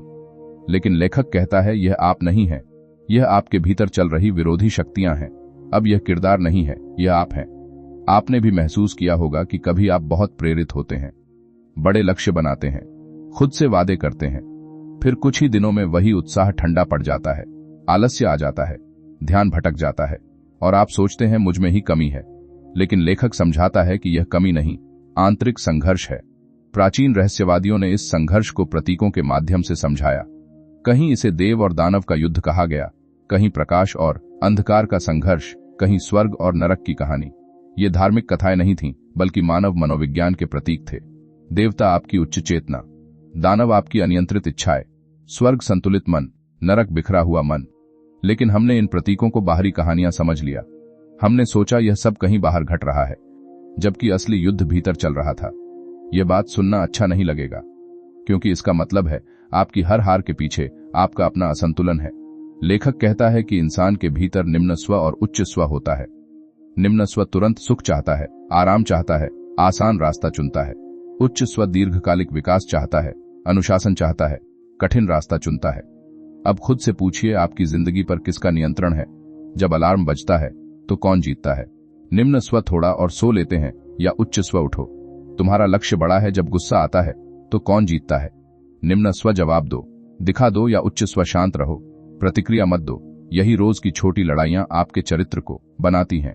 लेखक चेतावनी देता है, अगर इंसान ने अपने निम्न स्व को नियंत्रण में नहीं रखा तो वह धीरे धीरे उसी का गुलाम बन जाएगा। इच्छाएं बढ़ती जाएंगी, अनुशासन घटता जाएगा और मन बिखरता जाएगा। यही लोग वीडियो बंद कर देते हैं, क्योंकि उन्हें एहसास होने लगता है कि वे अपने ही मन के गुलाम हैं। लेखक रथ के प्रतीक का उल्लेख करता है। शरीर रथ है, इंद्रियां घोड़े हैं, मन लगाम है और आत्मा सारथी है। अगर लगाम कमजोर हो जाए तो घोड़े बेकाबू हो जाते हैं और रथ दुर्घटनाग्रस्त हो जाता है। यही इंसान की स्थिति है। अगर मन अस्थिर है तो इंद्रियां उसे भटकाती रहेंगी। यार, यही कारण है कि इंसान बार बार वही गलतियां दोहराता है।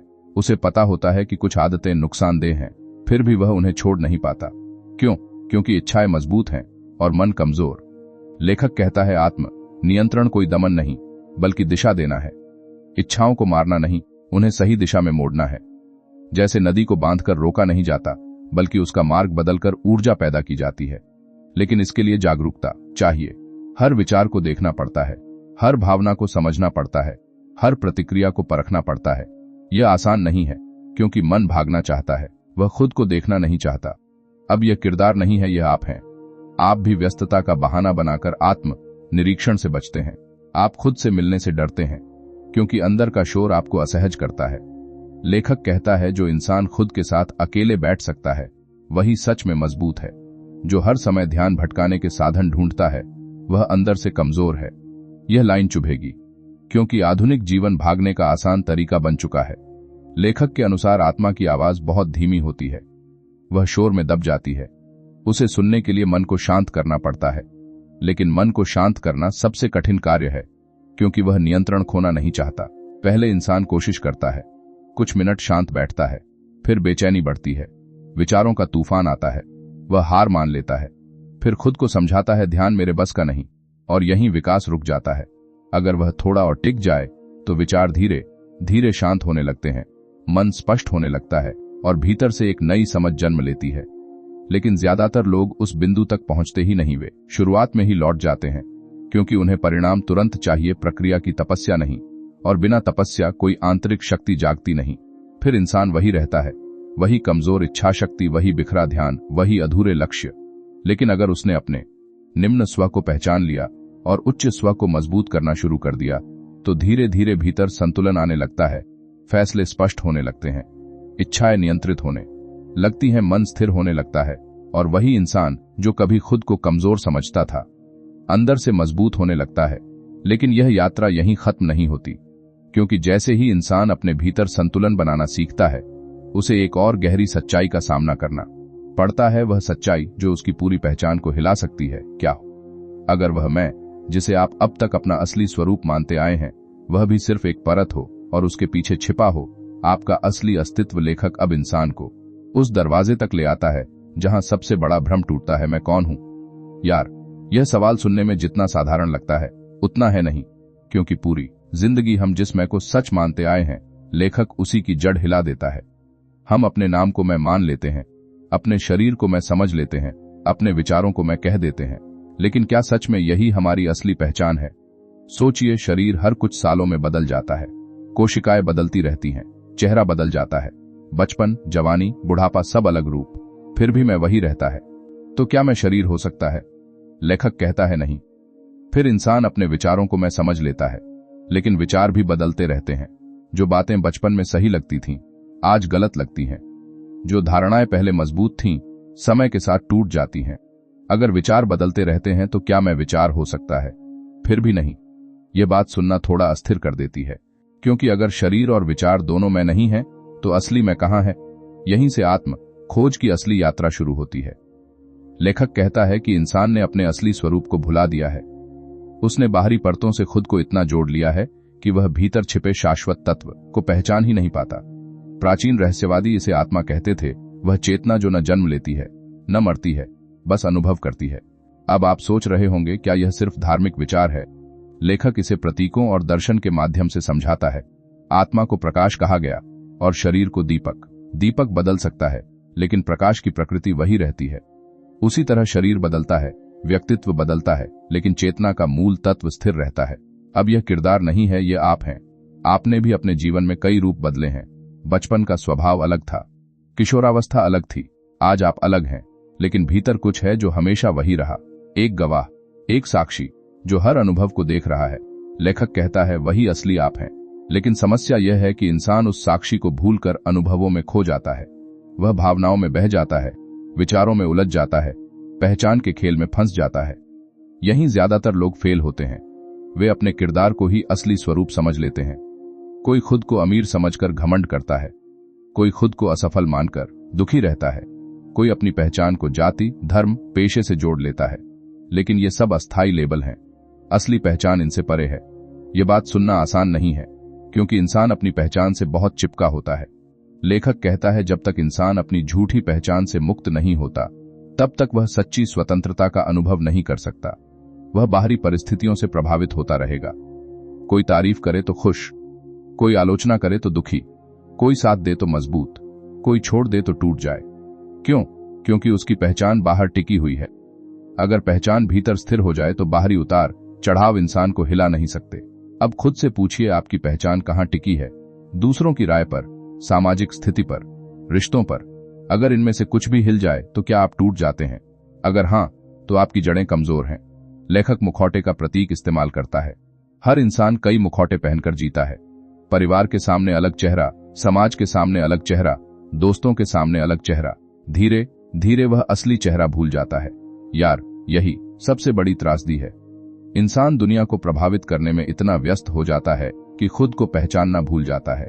लेखक कहता है, जब इंसान खुद को साक्षी के रूप में देखना सीख जाता है, तब उसके भीतर एक अलग स्थिरता आती है। वह भावनाओं को देखता है, लेकिन उनमें डूबता नहीं। वह विचारों को देखता है, लेकिन उनसे अपनी पहचान नहीं बनाता। यह अवस्था स्वतंत्रता की शुरुआत है। पहले इंसान हर बात पर प्रतिक्रिया देता है, फिर वह रुककर देखना सीखता है, फिर प्रतिक्रिया धीमी होती है, फिर भीतर शांति बढ़ती है, फिर बाहरी परिस्थितियां उतना असर नहीं डालती।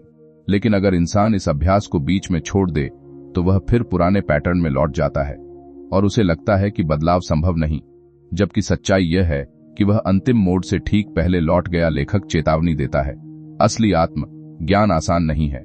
यह अहंकार को तोड़ता है, भ्रम को मिटाता है और इंसान को उसकी नग्न सच्चाई से मिलाता है। लेकिन जो इस सच्चाई को स्वीकार कर लेता है वह भीतर से मुक्त होने लगता है। उसे बाहरी स्वीकृति की जरूरत कम पड़ती है, उसका आत्मविश्वास स्थिर हो जाता है, वह परिस्थितियों का गुलाम नहीं रहता। लेकिन यहीं एक और गहरी परत छिपी है, क्योंकि जैसे ही इंसान अपनी असली पहचान की झलक देखता है उसे एहसास होता है कि उसका अस्तित्व सिर्फ व्यक्तिगत नहीं है, वह किसी बहुत बड़े चेतन तंत्र का हिस्सा है। और अगर यह सच है तो अलगाव का हमारा पूरा अनुभव झूठा हो सकता है, और अगर अलगाव भ्रम है तो फिर हम जो मैं और तुम की दीवारें खड़ी करते हैं उनका क्या अर्थ रह जाता है। लेखक अब उस बिंदु पर पहुंचता है जहां इंसान की सबसे गहरी मान्यता टूटने लगती है, अलगाव का भ्रम। यार, हम पूरी जिंदगी खुद को दूसरों से अलग मानते हैं। मैं अलग हूं, तुम अलग हो, मेरी जिंदगी अलग है, तुम्हारी अलग, मेरी समस्याएं अलग, तुम्हारी अलग। लेकिन लेखक कहता है कि यह अलगाव वास्तविक नहीं, मानसिक है। यह चेतना की सीमित अवस्था का परिणाम है। सोचिए, समुद्र में उठती लहरें अलग अलग दिखती हैं, हर लहर का आकार अलग, हर लहर की गति अलग, लेकिन क्या वे समुद्र से अलग हैं? नहीं, वे समुद्र की अभिव्यक्ति हैं। उसी तरह इंसान भी उस विशाल चेतना की अभिव्यक्ति है जिसे प्राचीन रहस्यवादी ब्रह्म चेतना कहते थे। यह बात सुनना असहज है क्योंकि इससे हमारा व्यक्तिगत अहंकार कमजोर पड़ता है। लेखक कहता है इंसान खुद को एक अलग इकाई मानकर जीता है, इसलिए वह डरता है, संघर्ष करता है, दूसरों से प्रतिस्पर्धा करता है। उसे लगता है कि संसाधन सीमित हैं, अवसर सीमित हैं, इसलिए उसे दूसरों से आगे निकलना ही होगा। यहीं से लालच जन्म लेता है, यहीं से ईर्ष्या जन्म लेती है, यहीं से संघर्ष जन्म लेता है। लेकिन अगर इंसान समझ ले कि वह उसी चेतना का हिस्सा है जिससे बाकी सब हैं, तो उसका दृष्टिकोण बदल जाता है। तब वह दूसरों को दुश्मन नहीं, उसी अस्तित्व का विस्तार समझने लगता है। अब यह किरदार नहीं है, यह आप हैं। आपने भी दूसरों की सफलता देखकर तुलना की है, आपने भी सोचा है उसके पास इतना है, मेरे पास क्यों नहीं। आपने भी कभी किसी की उपलब्धि से जलन महसूस की है। यह सब अलगाव की मानसिकता से आता है। लेखक कहता है जब चेतना सीमित होती है तो इंसान खुद को शरीर तक सीमित समझता है। शरीर अलग है, इसलिए पहचान अलग है। लेकिन जब चेतना विस्तृत होती है तो इंसान समझता है कि जीवन की ऊर्जा सब में समान है। जैसे एक ही बिजली अलग अलग बल्बों में जलती है, बल्ब का आकार अलग हो सकता है, रोशनी की तीव्रता अलग हो सकती है, लेकिन ऊर्जा एक ही है। यह विचार सुनकर कुछ लोग शांति महसूस करते हैं, कुछ लोग डर जाते हैं, क्योंकि अगर सब एक ही चेतना के हिस्से हैं तो मैं सबसे खास हूं का भ्रम टूट जाता है। लेखक चेतावनी देता है, अलगाव का भ्रम ही इंसान के अधिकांश दुखों की जड़ है। जब इंसान खुद को अलग समझता है तो उसे अकेलापन महसूस होता है। उसे लगता है कि दुनिया उसके खिलाफ है। वह सुरक्षा के लिए दीवारें खड़ी करता है, भावनात्मक, मानसिक और सामाजिक। लेकिन ये दीवारें उसे सुरक्षित नहीं करती, बल्कि कैद कर देती हैं। यहीं ज्यादातर लोग फेल होते हैं। वे खुद को बचाने के लिए खुद को ही सीमित कर लेते हैं। लेखक कहता है, सच्ची आध्यात्मिक समझ इंसान को जोड़ती है, तोड़ती नहीं। वह विभाजन को मिटाती है। वह ये एहसास कराती है कि दूसरे को नुकसान पहुंचाना खुद को नुकसान पहुंचाने जैसा है। ईमानदारी से बताइए, अगर आपको सच में महसूस हो जाए कि सामने वाला भी उसी चेतना का हिस्सा है जिसका आप हिस्सा हैं, तो क्या आप उसे चोट पहुंचाना चाहेंगे? शायद नहीं। यही करुणा की जड़ है, यही प्रेम की असली परिभाषा है। लेखक प्रेम को सिर्फ भावनात्मक आकर्षण नहीं मानता, बल्कि चेतना की एक अवस्था मानता है। प्रेम वह स्थिति है जहां अलगाव की दीवारें गिर जाती हैं और एकता का अनुभव होता है। लेकिन आधुनिक इंसान प्रेम को भी स्वार्थ से जोड़ देता है। जो मुझे खुश करे वही अपना, जो मेरी अपेक्षाएं पूरी करे वही प्रिय। यह सौदा है, प्रेम नहीं। सच्चा प्रेम अलगाव को मिटाता है, स्वार्थ अलगाव को बढ़ाता है। अब यह किरदार नहीं है, यह आप हैं। आपने भी रिश्तों में अपेक्षाएं रखी हैं। अपेक्षा पूरी हुई तो खुशी, नहीं हुई तो दूरी। लेकिन लेखक कहता है, अपेक्षा बंधन है, समझ स्वतंत्रता है। यही लोग वीडियो बंद कर देते हैं क्योंकि उन्हें एहसास होने लगता है कि वे प्रेम नहीं, स्वार्थ जी रहे थे। लेखक ब्रह्मांडीय एकता को समझाने के लिए ज्यामितीय प्रतीकों का उल्लेख करता है। वृत्त, त्रिकोण, मंडल। वृत्त अनंतता का प्रतीक है, जिसका कोई आरंभ या अंत नहीं। यह उस चेतना का प्रतीक है जो सबको समेटे हुए है। इंसान जब खुद को इस वृत्त से अलग मानता है तब वह सीमित हो जाता है। यार, यही कारण है कि इंसान भीतर से अधूरा महसूस करता है। वह बाहर जुड़ाव ढूंढता है क्योंकि भीतर वह खुद को अलग समझ बैठा है। लेखक कहता है, ध्यान, आत्म निरीक्षण और आंतरिक शांति के माध्यम से इंसान इस एकता का अनुभव कर सकता है। यह सिर्फ बौद्धिक समझ नहीं बल्कि अनुभव का विषय है। जैसे मिठास को शब्दों में नहीं समझाया जा सकता, वैसे ही चेतना की एकता को सिर्फ अनुभव किया जा सकता है। पहले इंसान इसे एक विचार मानता है, फिर वह अभ्यास करता है। कुछ क्षणों के लिए शांति महसूस होती है, फिर मन भटक जाता है, फिर वह सोचता है यह सब कल्पना है। फिर भी अगर वह धैर्य रखे तो धीरे धीरे अनुभव गहरा होने लगता है। उसे दूसरों से जुड़ाव महसूस होने लगता है, उसकी प्रतिक्रियाएं नरम होने लगती हैं, क्रोध कम होने लगता है, करुणा बढ़ने लगती है। लेकिन अगर वह बीच में ही छोड़ दे तो यह अनुभव सतही बनकर रह जाता है और वह फिर पुराने अलगाव में लौट जाता है। लेखक चेतावनी देता है, अलगाव का भ्रम टूटना आसान नहीं है। अहंकार बार बार खुद को अलग साबित करने की कोशिश करेगा। वह तुलना करेगा, प्रतिस्पर्धा करेगा, श्रेष्ठता दिखाएगा, क्योंकि अहंकार एकता से डरता है। एकता में उसका अस्तित्व कमजोर पड़ता है और यही आंतरिक संघर्ष इंसान को उलझाए रखता है। लेकिन जो इंसान इस संघर्ष को समझ लेता है वह धीरे धीरे भीतर से शांत होने लगता है। उसे हर किसी से जीतने की जरूरत नहीं रहती, उसे खुद को साबित करने की जरूरत नहीं रहती। वह बस अपना कार्य करता है, बिना तुलना, बिना ईर्ष्या, बिना भय। लेकिन यहीं एक और परत खुलती है, क्योंकि जैसे ही इंसान एकता को समझने लगता है उसे एहसास होता है कि ब्रह्मांड कोई अराजक व्यवस्था नहीं बल्कि एक सुनियोजित संरचना है जहां हर चीज एक नियम के तहत काम करती है। और अगर यह सच है तो इंसान की जिंदगी भी संयोग नहीं हो सकती, उसके अनुभव भी किसी गहरे नियम के अधीन हो सकते हैं। और अगर नियम है तो क्या हम उन्हें समझकर अपनी चेतना को उस दिशा में ढाल सकते हैं? लेख अब इंसान को उस मोड़ पर लाकर खड़ा करता है जहां जिंदगी को देखने का पूरा नजरिया बदल सकता है। यार, हम ज्यादातर चीजों को संयोग मानकर चलते हैं। किस्मत थी, ऐसे ही हो गया, समय खराब था, ऊपर वाले की मर्जी थी, ये सब कहकर हम आगे बढ़ जाते हैं। लेकिन लेखक कहता है, अगर ब्रह्मांड एक सुनियोजित संरचना है, अगर चेतना का एक नियमबद्ध तंत्र है, तो फिर जीवन की घटनाएं भी बिना कारण नहीं हो सकती। मतलब जिंदगी में जो भी घट रहा है वह अराजक नहीं है, वह किसी गहरे नियम के तहत काम कर रहा है। अब आप सोच रहे होंगे, तो क्या हर घटना पहले से तय है? लेखक इसे भाग्यवाद की तरह नहीं देखता। वह कहता है कि ब्रह्मांड में नियम है और इंसान उन नियमों के भीतर चुनाव करता है। जैसे शतरंज की बिसात तय होती है, मोहरों की चाल तय होती है, लेकिन खिलाड़ी की रणनीति उसके हाथ में होती है। यही कर्म और स्वतंत्र इच्छा का संतुलन है। यह सुनने में सरल लगता है, लेकिन इसका असर बहुत गहरा है, क्योंकि अगर नियम है तो अज्ञानता आपको बार बार उसी जगह गिराएगी और समझ आपको धीरे धीरे ऊपर उठाएगी। लेखक प्राचीन रहस्यवादियों के सार्वभौमिक नियमों का उल्लेख करता है। वे मानते थे कि ब्रह्मांड गणितीय और ज्यामितीय संतुलन पर आधारित है। ग्रहों की गति, ऋतुओं का चक्र, जन्म और मृत्यु सब एक सटीक व्यवस्था में बंधे हैं।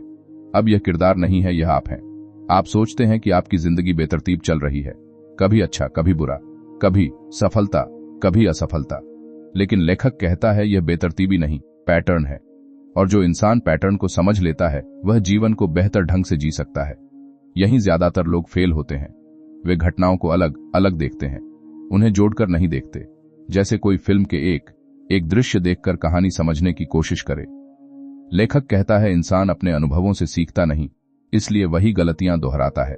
अगर हर अनुभव एक सबक है तो हर दर्द एक संदेश है। लेकिन हम संदेश पढ़ते नहीं, हम सिर्फ दर्द महसूस करते हैं और फिर शिकायत करते हैं। यह बात सुनना अच्छा नहीं लगेगा, क्योंकि इसका मतलब है जीवन आपको सिखा रहा था लेकिन आपने ध्यान नहीं दिया। लेखक ब्रह्मांडीय नियमों को समझाने के लिए कारण और परिणाम के सिद्धांत पर जोर देता है। हर परिणाम का एक कारण है और हर कारण किसी परिणाम को जन्म देता है। यह श्रृंखला कभी टूटती नहीं। मतलब कुछ भी अचानक नहीं होता। जो आज हो रहा है वह किसी पुराने कारण का परिणाम है, और जो आज आप कर रहे हैं वह भविष्य का कारण बनेगा। अब खुद से पूछिए, क्या आप अपने कारणों को समझते हैं? आपके विचार, आपकी आदतें, आपके फैसले, ये सब भविष्य का निर्माण कर रहे हैं, फिर भी आप उन्हें हल्के में लेते हैं। लेखक चेतावनी देता है, अज्ञानता में किया गया हर कर्म अनजाने परिणाम लेकर आता है। जैसे कोई बच्चा आग से खेलता है और जल जाता है। आग दोषी नहीं थी, अज्ञानता थी। यार, यही हमारी स्थिति है। हम बिना समझे जीवन जीते हैं, फिर परिणाम आने पर दुखी होते हैं। लेखक संतुलन को ब्रह्मांड का मूल नियम बताता है। हर चीज संतुलन की ओर बढ़ती है। दिन के बाद रात, गर्मी के बाद ठंड, खुशी के बाद दुख, यह चक्र चलता रहता है। लेकिन इंसान क्या चाहता है? सिर्फ खुशी, सिर्फ सफलता, सिर्फ आराम। वह संतुलन को समझना नहीं चाहता। यही लोग वीडियो बंद कर देते हैं, क्योंकि वे सच्चाई नहीं, सांत्वना चाहते हैं। लेखक कहता है दुख दंड नहीं, संतुलन का हिस्सा है। जैसे मांसपेशियां दर्द के बिना मजबूत नहीं होती, वैसे ही चेतना संघर्ष के बिना विकसित नहीं होती। अब यह किरदार नहीं है, यह आप हैं। आपने भी कठिन समय में शिकायत की है। आपने सोचा मेरे साथ ही क्यों? लेकिन क्या आपने कभी सोचा यह मुझे क्या सिखा रहा है? अगर आप सीख लेते तो वही परिस्थिति आपका शिक्षक बन जाती। अगर नहीं सीखते तो वही परिस्थिति बार बार लौटती। लेखक कहता है ब्रह्मांड आपको तब तक वही पाठ पढ़ाता है जब तक आप उसे समझ नहीं लेते। यह दंड नहीं, विकास की प्रक्रिया है। लेकिन इंसान इसे गलत समझ लेता है। वह खुद को पीड़ित मान लेता है, और पीड़ित मानसिकता इंसान को कमजोर बना देती है। वह जिम्मेदारी लेना छोड़ देता है। वह बदलाव की कोशिश करना छोड़ देता है। लेखक चेतावनी देता है, जो इंसान खुद को पीड़ित मान लेता है वह अपनी शक्ति खो देता है, क्योंकि वह मान लेता है कि सब कुछ बाहरी ताकतों के नियंत्रण में है।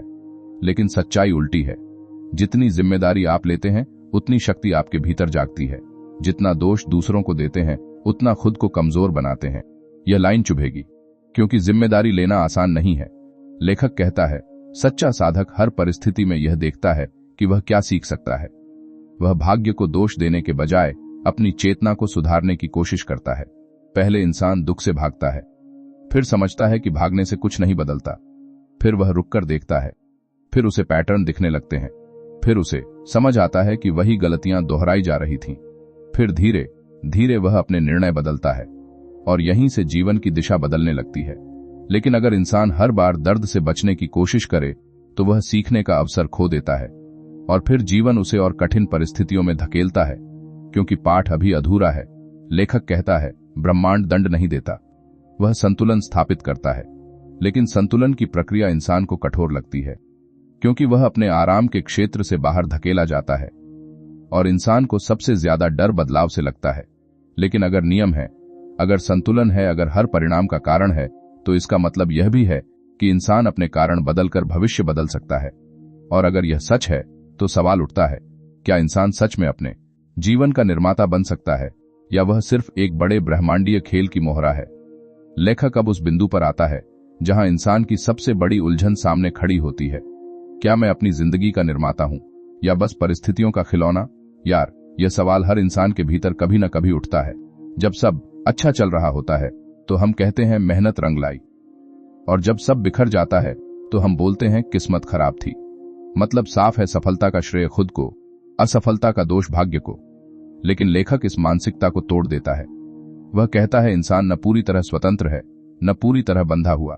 वह एक ऐसे ब्रह्मांडीय तंत्र का हिस्सा है जहां नियम तय हैं, लेकिन उन नियमों के भीतर उसकी चेतना का स्तर तय करता है कि वह कैसा जीवन अनुभव करेगा। अब आप सोच रहे होंगे यह कैसे संभव है? लेखक समझाता है, मान लीजिए एक नदी बह रही है, उसका प्रवाह तय है, लेकिन उस नदी में तैरने वाला व्यक्ति अपनी दिशा चुन सकता है। अगर वह प्रवाह के साथ तैरेगा तो सहजता होगी, अगर वह विपरीत दिशा में जूझेगा तो संघर्ष होगा। नदी ब्रह्मांडीय नियम, तैराक इंसान की चेतना, यही संतुलन है। यह सुनने में सरल लगता है, लेकिन इसका मतलब बहुत गहरा है, क्योंकि इसका अर्थ है आप पूरी तरह असहाय नहीं हैं, लेकिन पूरी तरह स्वतंत्र भी नहीं।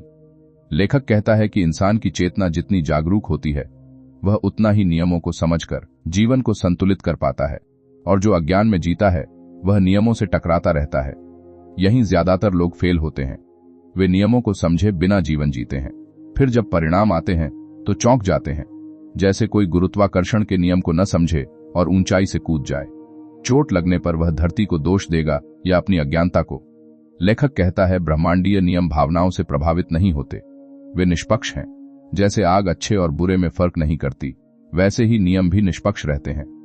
अब यह किरदार नहीं है, यह आप हैं। आपने भी कई बार गलत निर्णय लिए होंगे, फिर परिणाम आने पर सोचा होगा मेरे साथ ही ऐसा क्यों? लेकिन क्या आपने कारणों को समझा? क्या आपने अपने निर्णयों का विश्लेषण किया, या बस दुख में डूबकर आगे बढ़ गए? लेखक चेतावनी देता है, जो इंसान अपने अनुभवों से नहीं सीखता वह बार बार उन्हीं परिस्थितियों में फंसता है।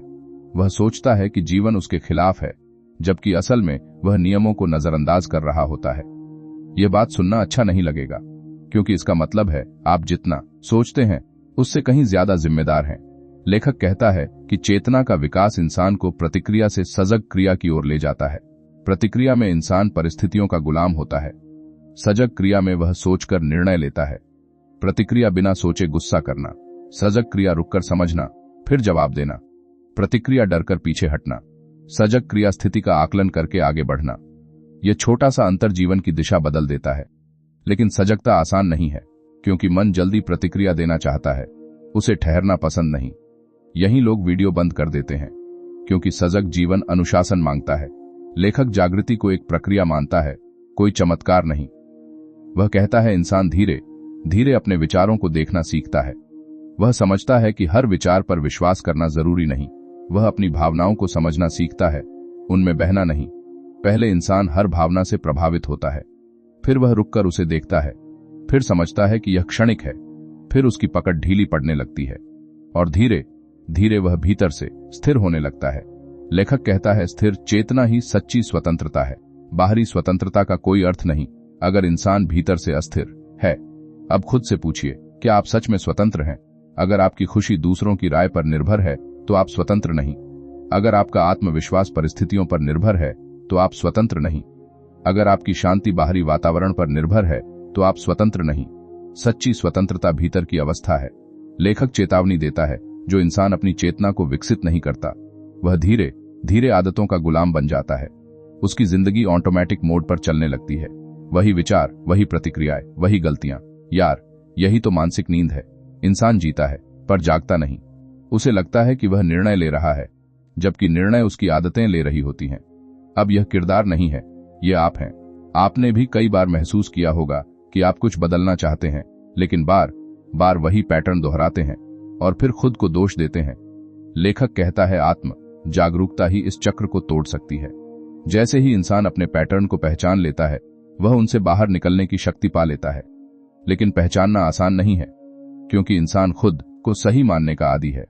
उसे अपनी गलतियां देखना पसंद नहीं। यह प्रक्रिया अहंकार को चोट पहुंचाती है, लेकिन बिना इस चोट के विकास संभव नहीं। पहले इंसान इनकार करता है, फिर धीरे धीरे स्वीकार करता है, फिर बदलाव की कोशिश करता है, फिर पुरानी आदतें उसे पीछे खींचती हैं, फिर संघर्ष होता है, फिर छोटी छोटी जीत मिलती है और धीरे धीरे चेतना मजबूत होने लगती है। लेकिन अगर इंसान बीच में ही हार मान ले तो वह फिर उसी पुराने चक्र में लौट जाता है और उसे लगता है कि नियति ही सब कुछ तय करती है, जबकि सच्चाई यह है कि उसने अपनी चेतना की शक्ति को पहचाना ही नहीं। लेखक अंत में संकेत देता है कि जैसे जैसे इंसान अपनी चेतना को जागृत करता है, वह ब्रह्मांडीय नियमों के साथ तालमेल बिठाने लगता है। उसकी जिंदगी संघर्ष से सामंजस्य की ओर बढ़ने लगती है। लेकिन यहीं एक और गहरी परत छिपी है, क्योंकि चेतना का विकास सिर्फ व्यक्तिगत अनुभव तक सीमित नहीं। ये इंसान को उस रहस्य के करीब ले जाता है जहां जीवन और मृत्यु की सीमाएं धुंधली होने लगती हैं। और अगर जीवन सिर्फ शरीर तक सीमित नहीं तो मृत्यु भी शायद अंत नहीं हो सकती। और अगर मृत्यु अंत नहीं तो फिर अस्तित्व की असली यात्रा कहां से शुरू होती है? लेखक अब इंसान को उस सवाल के सामने खड़ा करता है जिससे हर इंसान कभी न कभी डरता है, बचता है, लेकिन बच नहीं पाता। मृत्यु। यार, मृत्यु शब्द सुनते ही मन सिमट जाता है। एक अजीब सा भय भीतर उठता है, क्योंकि हम मृत्यु को अंत मानते आए हैं। सब कुछ खत्म, कहानी खत्म, अस्तित्व खत्म। लेकिन लेखक इस धारणा को जड़ से हिला देता है। वह कहता है मृत्यु अंत नहीं, परिवर्तन है। यह सुनकर मन तुरंत विरोध करता है। जो चला गया वह वापस नहीं आया। मृत्यु के बाद क्या होता है किसी को नहीं पता। लेकिन लेखक प्राचीन रहस्यवादियों की दृष्टि सामने रखता है। वे मृत्यु को उस तरह नहीं देखते जैसे आम इंसान देखता है। उनके लिए मृत्यु वैसी ही है जैसे पुराना वस्त्र उतारकर नया धारण करना। शरीर बदलता है, चेतना नहीं। जैसे दीपक बुझ जाए लेकिन प्रकाश किसी और दीपक में फिर जल उठे। यह प्रतीकात्मक भाषा है, लेकिन इसका संकेत गहरा है।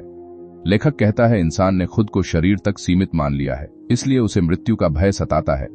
अगर पहचान शरीर से है तो शरीर का अंत ही सब कुछ का अंत लगेगा। लेकिन अगर पहचान चेतना से हो जाए तो मृत्यु एक अवस्था परिवर्तन बन जाती है। अब यह किरदार नहीं है, यह आप हैं। आपने भी कभी सोचा होगा अगर मैं नहीं रहा तो क्या बचेगा? यह सवाल डर पैदा करता है, क्योंकि मैं की हमारी परिभाषा अधूरी है। लेखक समझाता है कि प्राचीन रहस्य विद्यालयों में मृत्यु को समझने के लिए विशेष अनुष्ठान होते थे। शिष्य को प्रतीकात्मक रूप से मरने का अनुभव कराया जाता था, अंधकार, मौन और अलगाव के माध्यम से। इसका उद्देश्य डराना नहीं था, बल्कि यह सिखाना था कि चेतना शरीर से परे भी अस्तित्व रखती है। यह सुनना अजीब लगता है, लेकिन सोचिए, हर रात जब आप सोते हैं तब भी आपका शरीर निष्क्रिय हो जाता है। आप सपनों की दुनिया में चले जाते हैं, वहां भी आप अनुभव करते हैं, महसूस करते हैं, डरते हैं, खुश होते हैं, जबकि शरीर बिस्तर पर स्थिर पड़ा रहता है। तो अनुभव कौन कर रहा है? यहीं से रहस्यवादी चेतना की स्वतंत्रता की बात करते हैं। लेखक कहता है, मृत्यु गहरी नींद की तरह है, जहां आत्मा एक अवस्था से दूसरी अवस्था में प्रवेश करती है। यह विचार धार्मिक बहस का विषय हो सकता है, लेकिन रहस्यवादियों के लिए यह चेतना की यात्रा का स्वाभाविक चरण था। यह बात सुनना अच्छा नहीं लगेगा, क्योंकि हम स्थायित्व चाहते हैं। हम चाहते हैं कि सब कुछ हमेशा वैसा ही रहे, लेकिन प्रकृति का नियम परिवर्तन है। हर पल बदलाव, हर क्षण रूपांतरण। मृत्यु उसी परिवर्तन का अंतिम चरण है। अब खुद से पूछिए, अगर मृत्यु अनिवार्य है तो उससे डरकर जीने का क्या लाभ? लेखक कहता है, मृत्यु का भय ही इंसान को अधूरा जीवन जीने पर मजबूर करता है। वह जोखिम लेने से डरता है, वह अपने सपनों को टालता है, वह सुरक्षित रास्ता चुनता है, भले ही भीतर से असंतुष्ट रहे।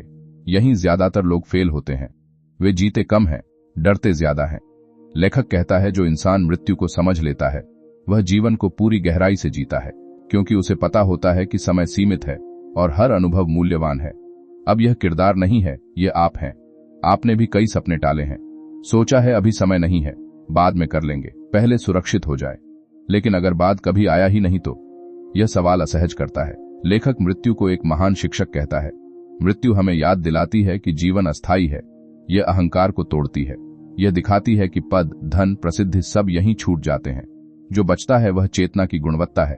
आपने कैसे जिया, क्या सीखा, किस स्तर की समझ विकसित की? लेखक कहता है, मृत्यु शरीर का अंत है, लेकिन चेतना की यात्रा जारी रहती है। यह विचार पुनर्जन्म की अवधारणा से जुड़ता है, लेकिन रहस्यवादियों के लिए यह आत्मा के विकास का क्रम था। जैसे छात्र एक कक्षा से दूसरी कक्षा में जाता है, परीक्षा पास करे तो आगे बढ़ता है, नहीं करे तो उसी कक्षा में रुक जाता है। जीवन भी चेतना के विकास की कक्षाएं हैं, लेकिन इंसान इसे समझ नहीं पाता। वह हर जीवन को अंतिम मान लेता है और छोटी छोटी बातों में उलझ जाता है। यही लोग वीडियो बंद कर देते हैं, क्योंकि मृत्यु पर विचार करना उन्हें डराता है। लेखक कहता है, जो मृत्यु से भागता है वह जीवन से भी भागता है, क्योंकि मृत्यु जीवन का ही हिस्सा है। उसे स्वीकार करना ही संतुलन है। पहले इंसान मृत्यु से डरता है, फिर वह इसे नजरअंदाज करता है, फिर किसी अपने को खोकर हिल जाता है, फिर जीवन के अर्थ पर सवाल उठाता है, फिर धीरे धीरे समझता है कि हर अंत एक नई शुरुआत का द्वार है, और तब उसके भीतर एक गहरी शांति जन्म लेती है। लेकिन अगर इंसान मृत्यु के विचार को ही दबा दे तो वह कभी जीवन की गहराई को समझ नहीं पाता। वह सतही चीजों में उलझा रहता है, छोटी छोटी इच्छाओं में भटकता रहता है, और समय उसकी मुट्ठी से रेत की तरह फिसलता रहता है। लेखक चेतावनी देता है, मृत्यु को समझे बिना जीवन अधूरा है, क्योंकि मृत्यु ही वह दर्पण है जो दिखाता है कि क्या वास्तव में महत्वपूर्ण है। धन नहीं, प्रसिद्धि नहीं, अहंकार नहीं, महत्वपूर्ण है चेतना की परिपक्वता। लेकिन यहीं एक और गहरा रहस्य छिपा है। अगर चेतना शरीर से परे है, अगर मृत्यु अंत नहीं, तो फिर आत्मा की यात्रा कहां से शुरू हुई थी, और क्या यह यात्रा अनंत है या किसी अंतिम सत्य की ओर बढ़ रही है? लेखक अब उस गहराई में उतरता है जहां इंसान की पूरी अस्तित्व समझ हिलने लगती है। यार, अगर चेतना शरीर से परे है, अगर मृत्यु अंत नहीं, तो एक सवाल खुद उठता है, यह यात्रा शुरू कहां से हुई थी? क्या आत्मा का कोई आरंभ है, या वह हमेशा से थी? और अगर हमेशा से थी तो उसका उद्देश्य क्या है? यह सवाल हल्का नहीं है, यह पूरी जिंदगी की दिशा बदल सकता है। लेखक कहता है, प्राचीन रहस्यवादियों के अनुसार आत्मा किसी एक जन्म की घटना नहीं, बल्कि एक दीर्घ यात्रा की यात्री है। वह समय और स्थान की सीमाओं से परे है। शरीर बदलते हैं, परिस्थितियां बदलती हैं, अनुभव बदलते हैं, लेकिन चेतना का मूल तत्व निरंतर अपनी परिपक्वता की ओर बढ़ता रहता है। मतलब, जीवन एक अध्याय है, किताब पूरी नहीं। अब आप सोच रहे होंगे, अगर आत्मा अनादि है तो फिर यह यात्रा क्यों? लेखक समझाता है कि चेतना का स्वभाव विस्तार है। जैसे बीज का स्वभाव वृक्ष बनना है, वैसे ही आत्मा का स्वभाव अपने पूर्ण बोध तक पहुंचना है। यह विकास बाहर की उपलब्धियों से नहीं, बल्कि भीतर की समझ से होता है। यहीं ज्यादातर लोग फेल होते हैं। वे जीवन को केवल भौतिक उपलब्धियों तक सीमित कर देते हैं। धन कमाया सफलता, पद मिला सफलता, प्रसिद्धि मिली सफलता। लेकिन लेखक कहता है, ये सब बाहरी मापदंड, चेतना की परिपक्वता इनसे नहीं मापी जा सकती। अब यह किरदार नहीं है, ये आप हैं। आपने भी कभी न कभी सोचा होगा कि अगर मुझे यह मिल जाए तो मैं संतुष्ट हो जाऊंगा। लेकिन वह मिला कुछ समय खुशी मिली, फिर भीतर वही खालीपन लौट आया। क्यों? क्योंकि चेतना की भूख भौतिक चीजों से नहीं भरती। लेखक आत्मा की यात्रा को चेतना के विस्तार के रूप में देखता है। हर अनुभव, हर संबंध, हर संघर्ष आत्मा को कुछ सिखाता है। ये यात्रा बाहर की जीत से नहीं, भीतर की समझ से आगे बढ़ती है। लेकिन इंसान समझता क्या है? वह अनुभवों से भागता है, दुख से बचता है, संघर्ष से डरता है और विकास की प्रक्रिया से दूर भाग जाता है। लेखक कहता है आत्मा का विकास आराम में नहीं, अनुभव में होता है। जैसे लोहे को तलवार बनने के लिए आग में तपना पड़ता है, वैसे ही चेतना को भी जीवन की आग से गुजरना पड़ता है। ये बात सुनना अच्छा नहीं लगेगा, क्योंकि हम आसान जीवन चाहते हैं। लेखक पथ का प्रतीक इस्तेमाल करता है। हर आत्मा एक मार्ग पर है। कुछ आगे बढ़ चुकी हैं, कुछ पीछे हैं, कुछ भटक रही हैं, लेकिन हर कोई उसी अंतिम सत्य की ओर बढ़ रहा है। अब खुद से पूछिए, क्या आप अपने मार्ग पर जागरूक यात्री हैं या भीड़ के साथ बिना दिशा के चल रहे हैं? लेखक कहता है अधिकांश लोग चेतना की यात्रा को समझे बिना ही जीवन बिताते हैं। वे लक्ष्य बनाते हैं, संघर्ष करते हैं, जीतते हैं, हारते हैं, लेकिन यह नहीं समझते कि असली यात्रा भीतर चल रही है। यही मानसिक नींद है। जीवन चलता रहता है, लेकिन समझ नहीं बढ़ती। लेखक चेतावनी देता है अगर आत्मा का उद्देश्य विकास है तो हर अनुभव महत्वपूर्ण है। खुशी भी, दुख भी, सफलता भी, असफलता भी, हर परिस्थिति चेतना को तराशने का माध्यम है। लेकिन इंसान चुनता क्या है? वह सिर्फ सुख चाहता है, दुख से बचता है और इसी चयन में संतुलन खो देता है। यही लोग वीडियो बंद कर देते हैं, क्योंकि वे विकास चाहते हैं, संघर्ष नहीं। लेखक कहता है आध्यात्मिक विकास का अर्थ है स्वयं को जानना, अपने भय को समझना, अपनी कमजोरियों को स्वीकार करना, अपने भ्रमों को तोड़ना। यह प्रक्रिया धीमी है, कठिन है, लेकिन वास्तविक है। पहले इंसान खुद को शरीर मानता है, फिर वह खुद को मन समझता है, फिर वह खुद को चेतना के रूप में पहचानने लगता है। और जैसे जैसे पहचान बदलती है, जीवन की समझ बदलती जाती है। अब यह किरदार नहीं है, यह आप हैं। आप भी इस यात्रा पर हैं, चाहे जाने या न जाने। हर अनुभव आपको बदल रहा है, हर निर्णय आपकी चेतना को आकार दे रहा है। लेकिन अगर आप जागरूक नहीं हैं, तो विकास की गति धीमी हो जाती है। आप वही गलतियां दोहराते रहते हैं, वही भ्रम पालते रहते हैं और चेतना उसी स्तर पर अटकी रहती है। लेखक कहता है आत्मा का अंतिम लक्ष्य पूर्ण बोध है। एक ऐसी अवस्था जहां अलगाव समाप्त हो जाता है, जहां सत्य प्रत्यक्ष अनुभव बन जाता है, जहां चेतना ब्रह्मांडीय चेतना के साथ एकत्व का अनुभव करती है। यह सुनने में दार्शनिक लगता है, लेकिन रहस्यवादियों के लिए यह अंतिम वास्तविकता थी। जैसे नदी अंततः समुद्र में मिल जाती है, अपनी अलग पहचान खोकर विशालता का हिस्सा बन जाती है, वैसे ही आत्मा अपनी सीमित पहचान छोड़कर अनंत चेतना में विलीन हो जाती है। लेकिन यह विलय अंत नहीं, पूर्णता है। अलगाव का अंत, भ्रम का अंत, अज्ञान का अंत। लेखक कहता है जो आत्मा इस सत्य को समझ लेती है, वह जीवन को अलग दृष्टि से जीती है। उसे प्रतिस्पर्धा की आवश्यकता नहीं रहती, उसे दूसरों से श्रेष्ठ साबित करने की आवश्यकता नहीं रहती। वह बस अपने मार्ग पर संतुलन से चलती है। लेकिन अगर इंसान इस यात्रा को समझे बिना जीवन बिताता है, तो वह सतही उपलब्धियों में उलझा रह जाता है और चेतना की गहराई से दूर रह जाता है। यार, यही सबसे बड़ी त्रासदी है। असीम संभावनाओं वाला अस्तित्व छोटी इच्छाओं में उलझकर रह जाता है। लेखक अंत में संकेत देता है कि चेतना की यात्रा व्यक्तिगत नहीं, सार्वभौमिक है। हर आत्मा उसी सत्य की ओर बढ़ रही है, लेकिन अंतिम रहस्य अभी भी बाकी है, क्योंकि जैसे ही आत्मा पूर्ण बोध के करीब पहुंचती है, एक अंतिम पर्दा सामने आता है। वह पर्दा जो वास्तविकता की अंतिम प्रकृति को छुपाए रखता है। क्या अस्तित्व स्वयं एक दिव्य चेतना का स्वप्न है, या चेतना ही अंतिम सत्य है? और अगर चेतना ही अंतिम सत्य है, तो ईश्वर की अवधारणा का वास्तविक अर्थ क्या है? लेखक अब इंसान को उस अंतिम दरवाजे तक ले आता है, जहां सारे प्रश्न एक बिंदु पर आकर ठहर जाते हैं। ईश्वर क्या है? यार, यह शब्द सुनते ही हर इंसान के दिमाग में अलग तस्वीर बनती है। कोई दाढ़ी वाले वृद्ध की कल्पना करता है, कोई किसी विशेष धर्म के देवता की, कोई किसी अलौकिक शक्ति की। लेकिन लेखक इन सारी छवियों को तोड़ देता है। वह कहता है ईश्वर को इंसान ने अपनी सीमित समझ के अनुसार रूप दिया है, लेकिन वास्तविकता इन कल्पनाओं से कहीं अधिक व्यापक है। ईश्वर कोई व्यक्ति नहीं, कोई आकृति नहीं, कोई विशेष स्थान पर बैठा शासक नहीं। ईश्वर चेतना का वह अनंत स्रोत है जिससे सब उत्पन्न होता है। अब आप सोच रहे होंगे, अगर ईश्वर कोई व्यक्ति नहीं तो फिर क्या है? लेखक कहता है जैसे समुद्र से अनगिनत लहरें उठती हैं, वैसे ही उसी दिव्य चेतना से अनगिनत जीव, ग्रह, आकाशगंगाएं प्रकट होती हैं। लहरें अलग दिखती हैं, लेकिन उनका सार समुद्र ही होता है। उसी तरह हर जीव उसी दिव्य चेतना की अभिव्यक्ति है। मतलब ईश्वर कहीं बाहर नहीं बैठा, ईश्वर अस्तित्व की मूल चेतना है। यह सुनकर अहंकार कांपता है, क्योंकि अगर ईश्वर चेतना है तो वह आपसे अलग नहीं हो सकता। अब यह किरदार नहीं है, यह आप हैं। आपने भी ईश्वर को कभी बाहर ढूंढा है, मंदिरों में, मूर्तियों में, पुस्तकों में, अनुष्ठानों में। लेकिन लेखक कहता है बाहरी प्रतीक सिर्फ संकेत हैं, लक्ष्य नहीं। जैसे उंगली चांद की ओर इशारा करती है, उंगली चांद नहीं होती। धर्म, प्रतीक, मूर्तियां ये सब संकेत हैं, लेकिन इंसान संकेतों को ही अंतिम सत्य मान लेता है। यहीं ज्यादातर लोग फेल होते हैं। वे साधन को साध्य समझ लेते हैं। लेखक कहता है ईश्वर को समझने के लिए बाहर नहीं, भीतर जाना पड़ता है, क्योंकि वही चेतना जो ब्रह्मांड में व्याप्त है वही इंसान के भीतर भी विद्यमान है। इसे ही रहस्यवादी दिव्य चिंगारी कहते थे। यार सोचिए, अगर वही चेतना आपके भीतर है तो आप तुच्छ कैसे हो सकते हैं? आप असहाय कैसे हो सकते हैं? आपका अस्तित्व अर्थहीन कैसे हो सकता है? लेकिन इंसान खुद को सीमित मानता है। वह अपने शरीर तक सीमित रहता है, अपने डर तक सीमित रहता है और अपनी ही बनाई दीवारों में कैद हो जाता है। लेखक कहता है आध्यात्मिक जागरण का अर्थ है यह पहचानना कि मैं अलग नहीं हूं। मेरी चेतना उसी सार्वभौमिक चेतना का अंश है। जब यह अनुभव होता है तब अहंकार ढहने लगता है। लेकिन यह अनुभव बौद्धिक नहीं होता, इसे पढ़कर नहीं पाया जा सकता।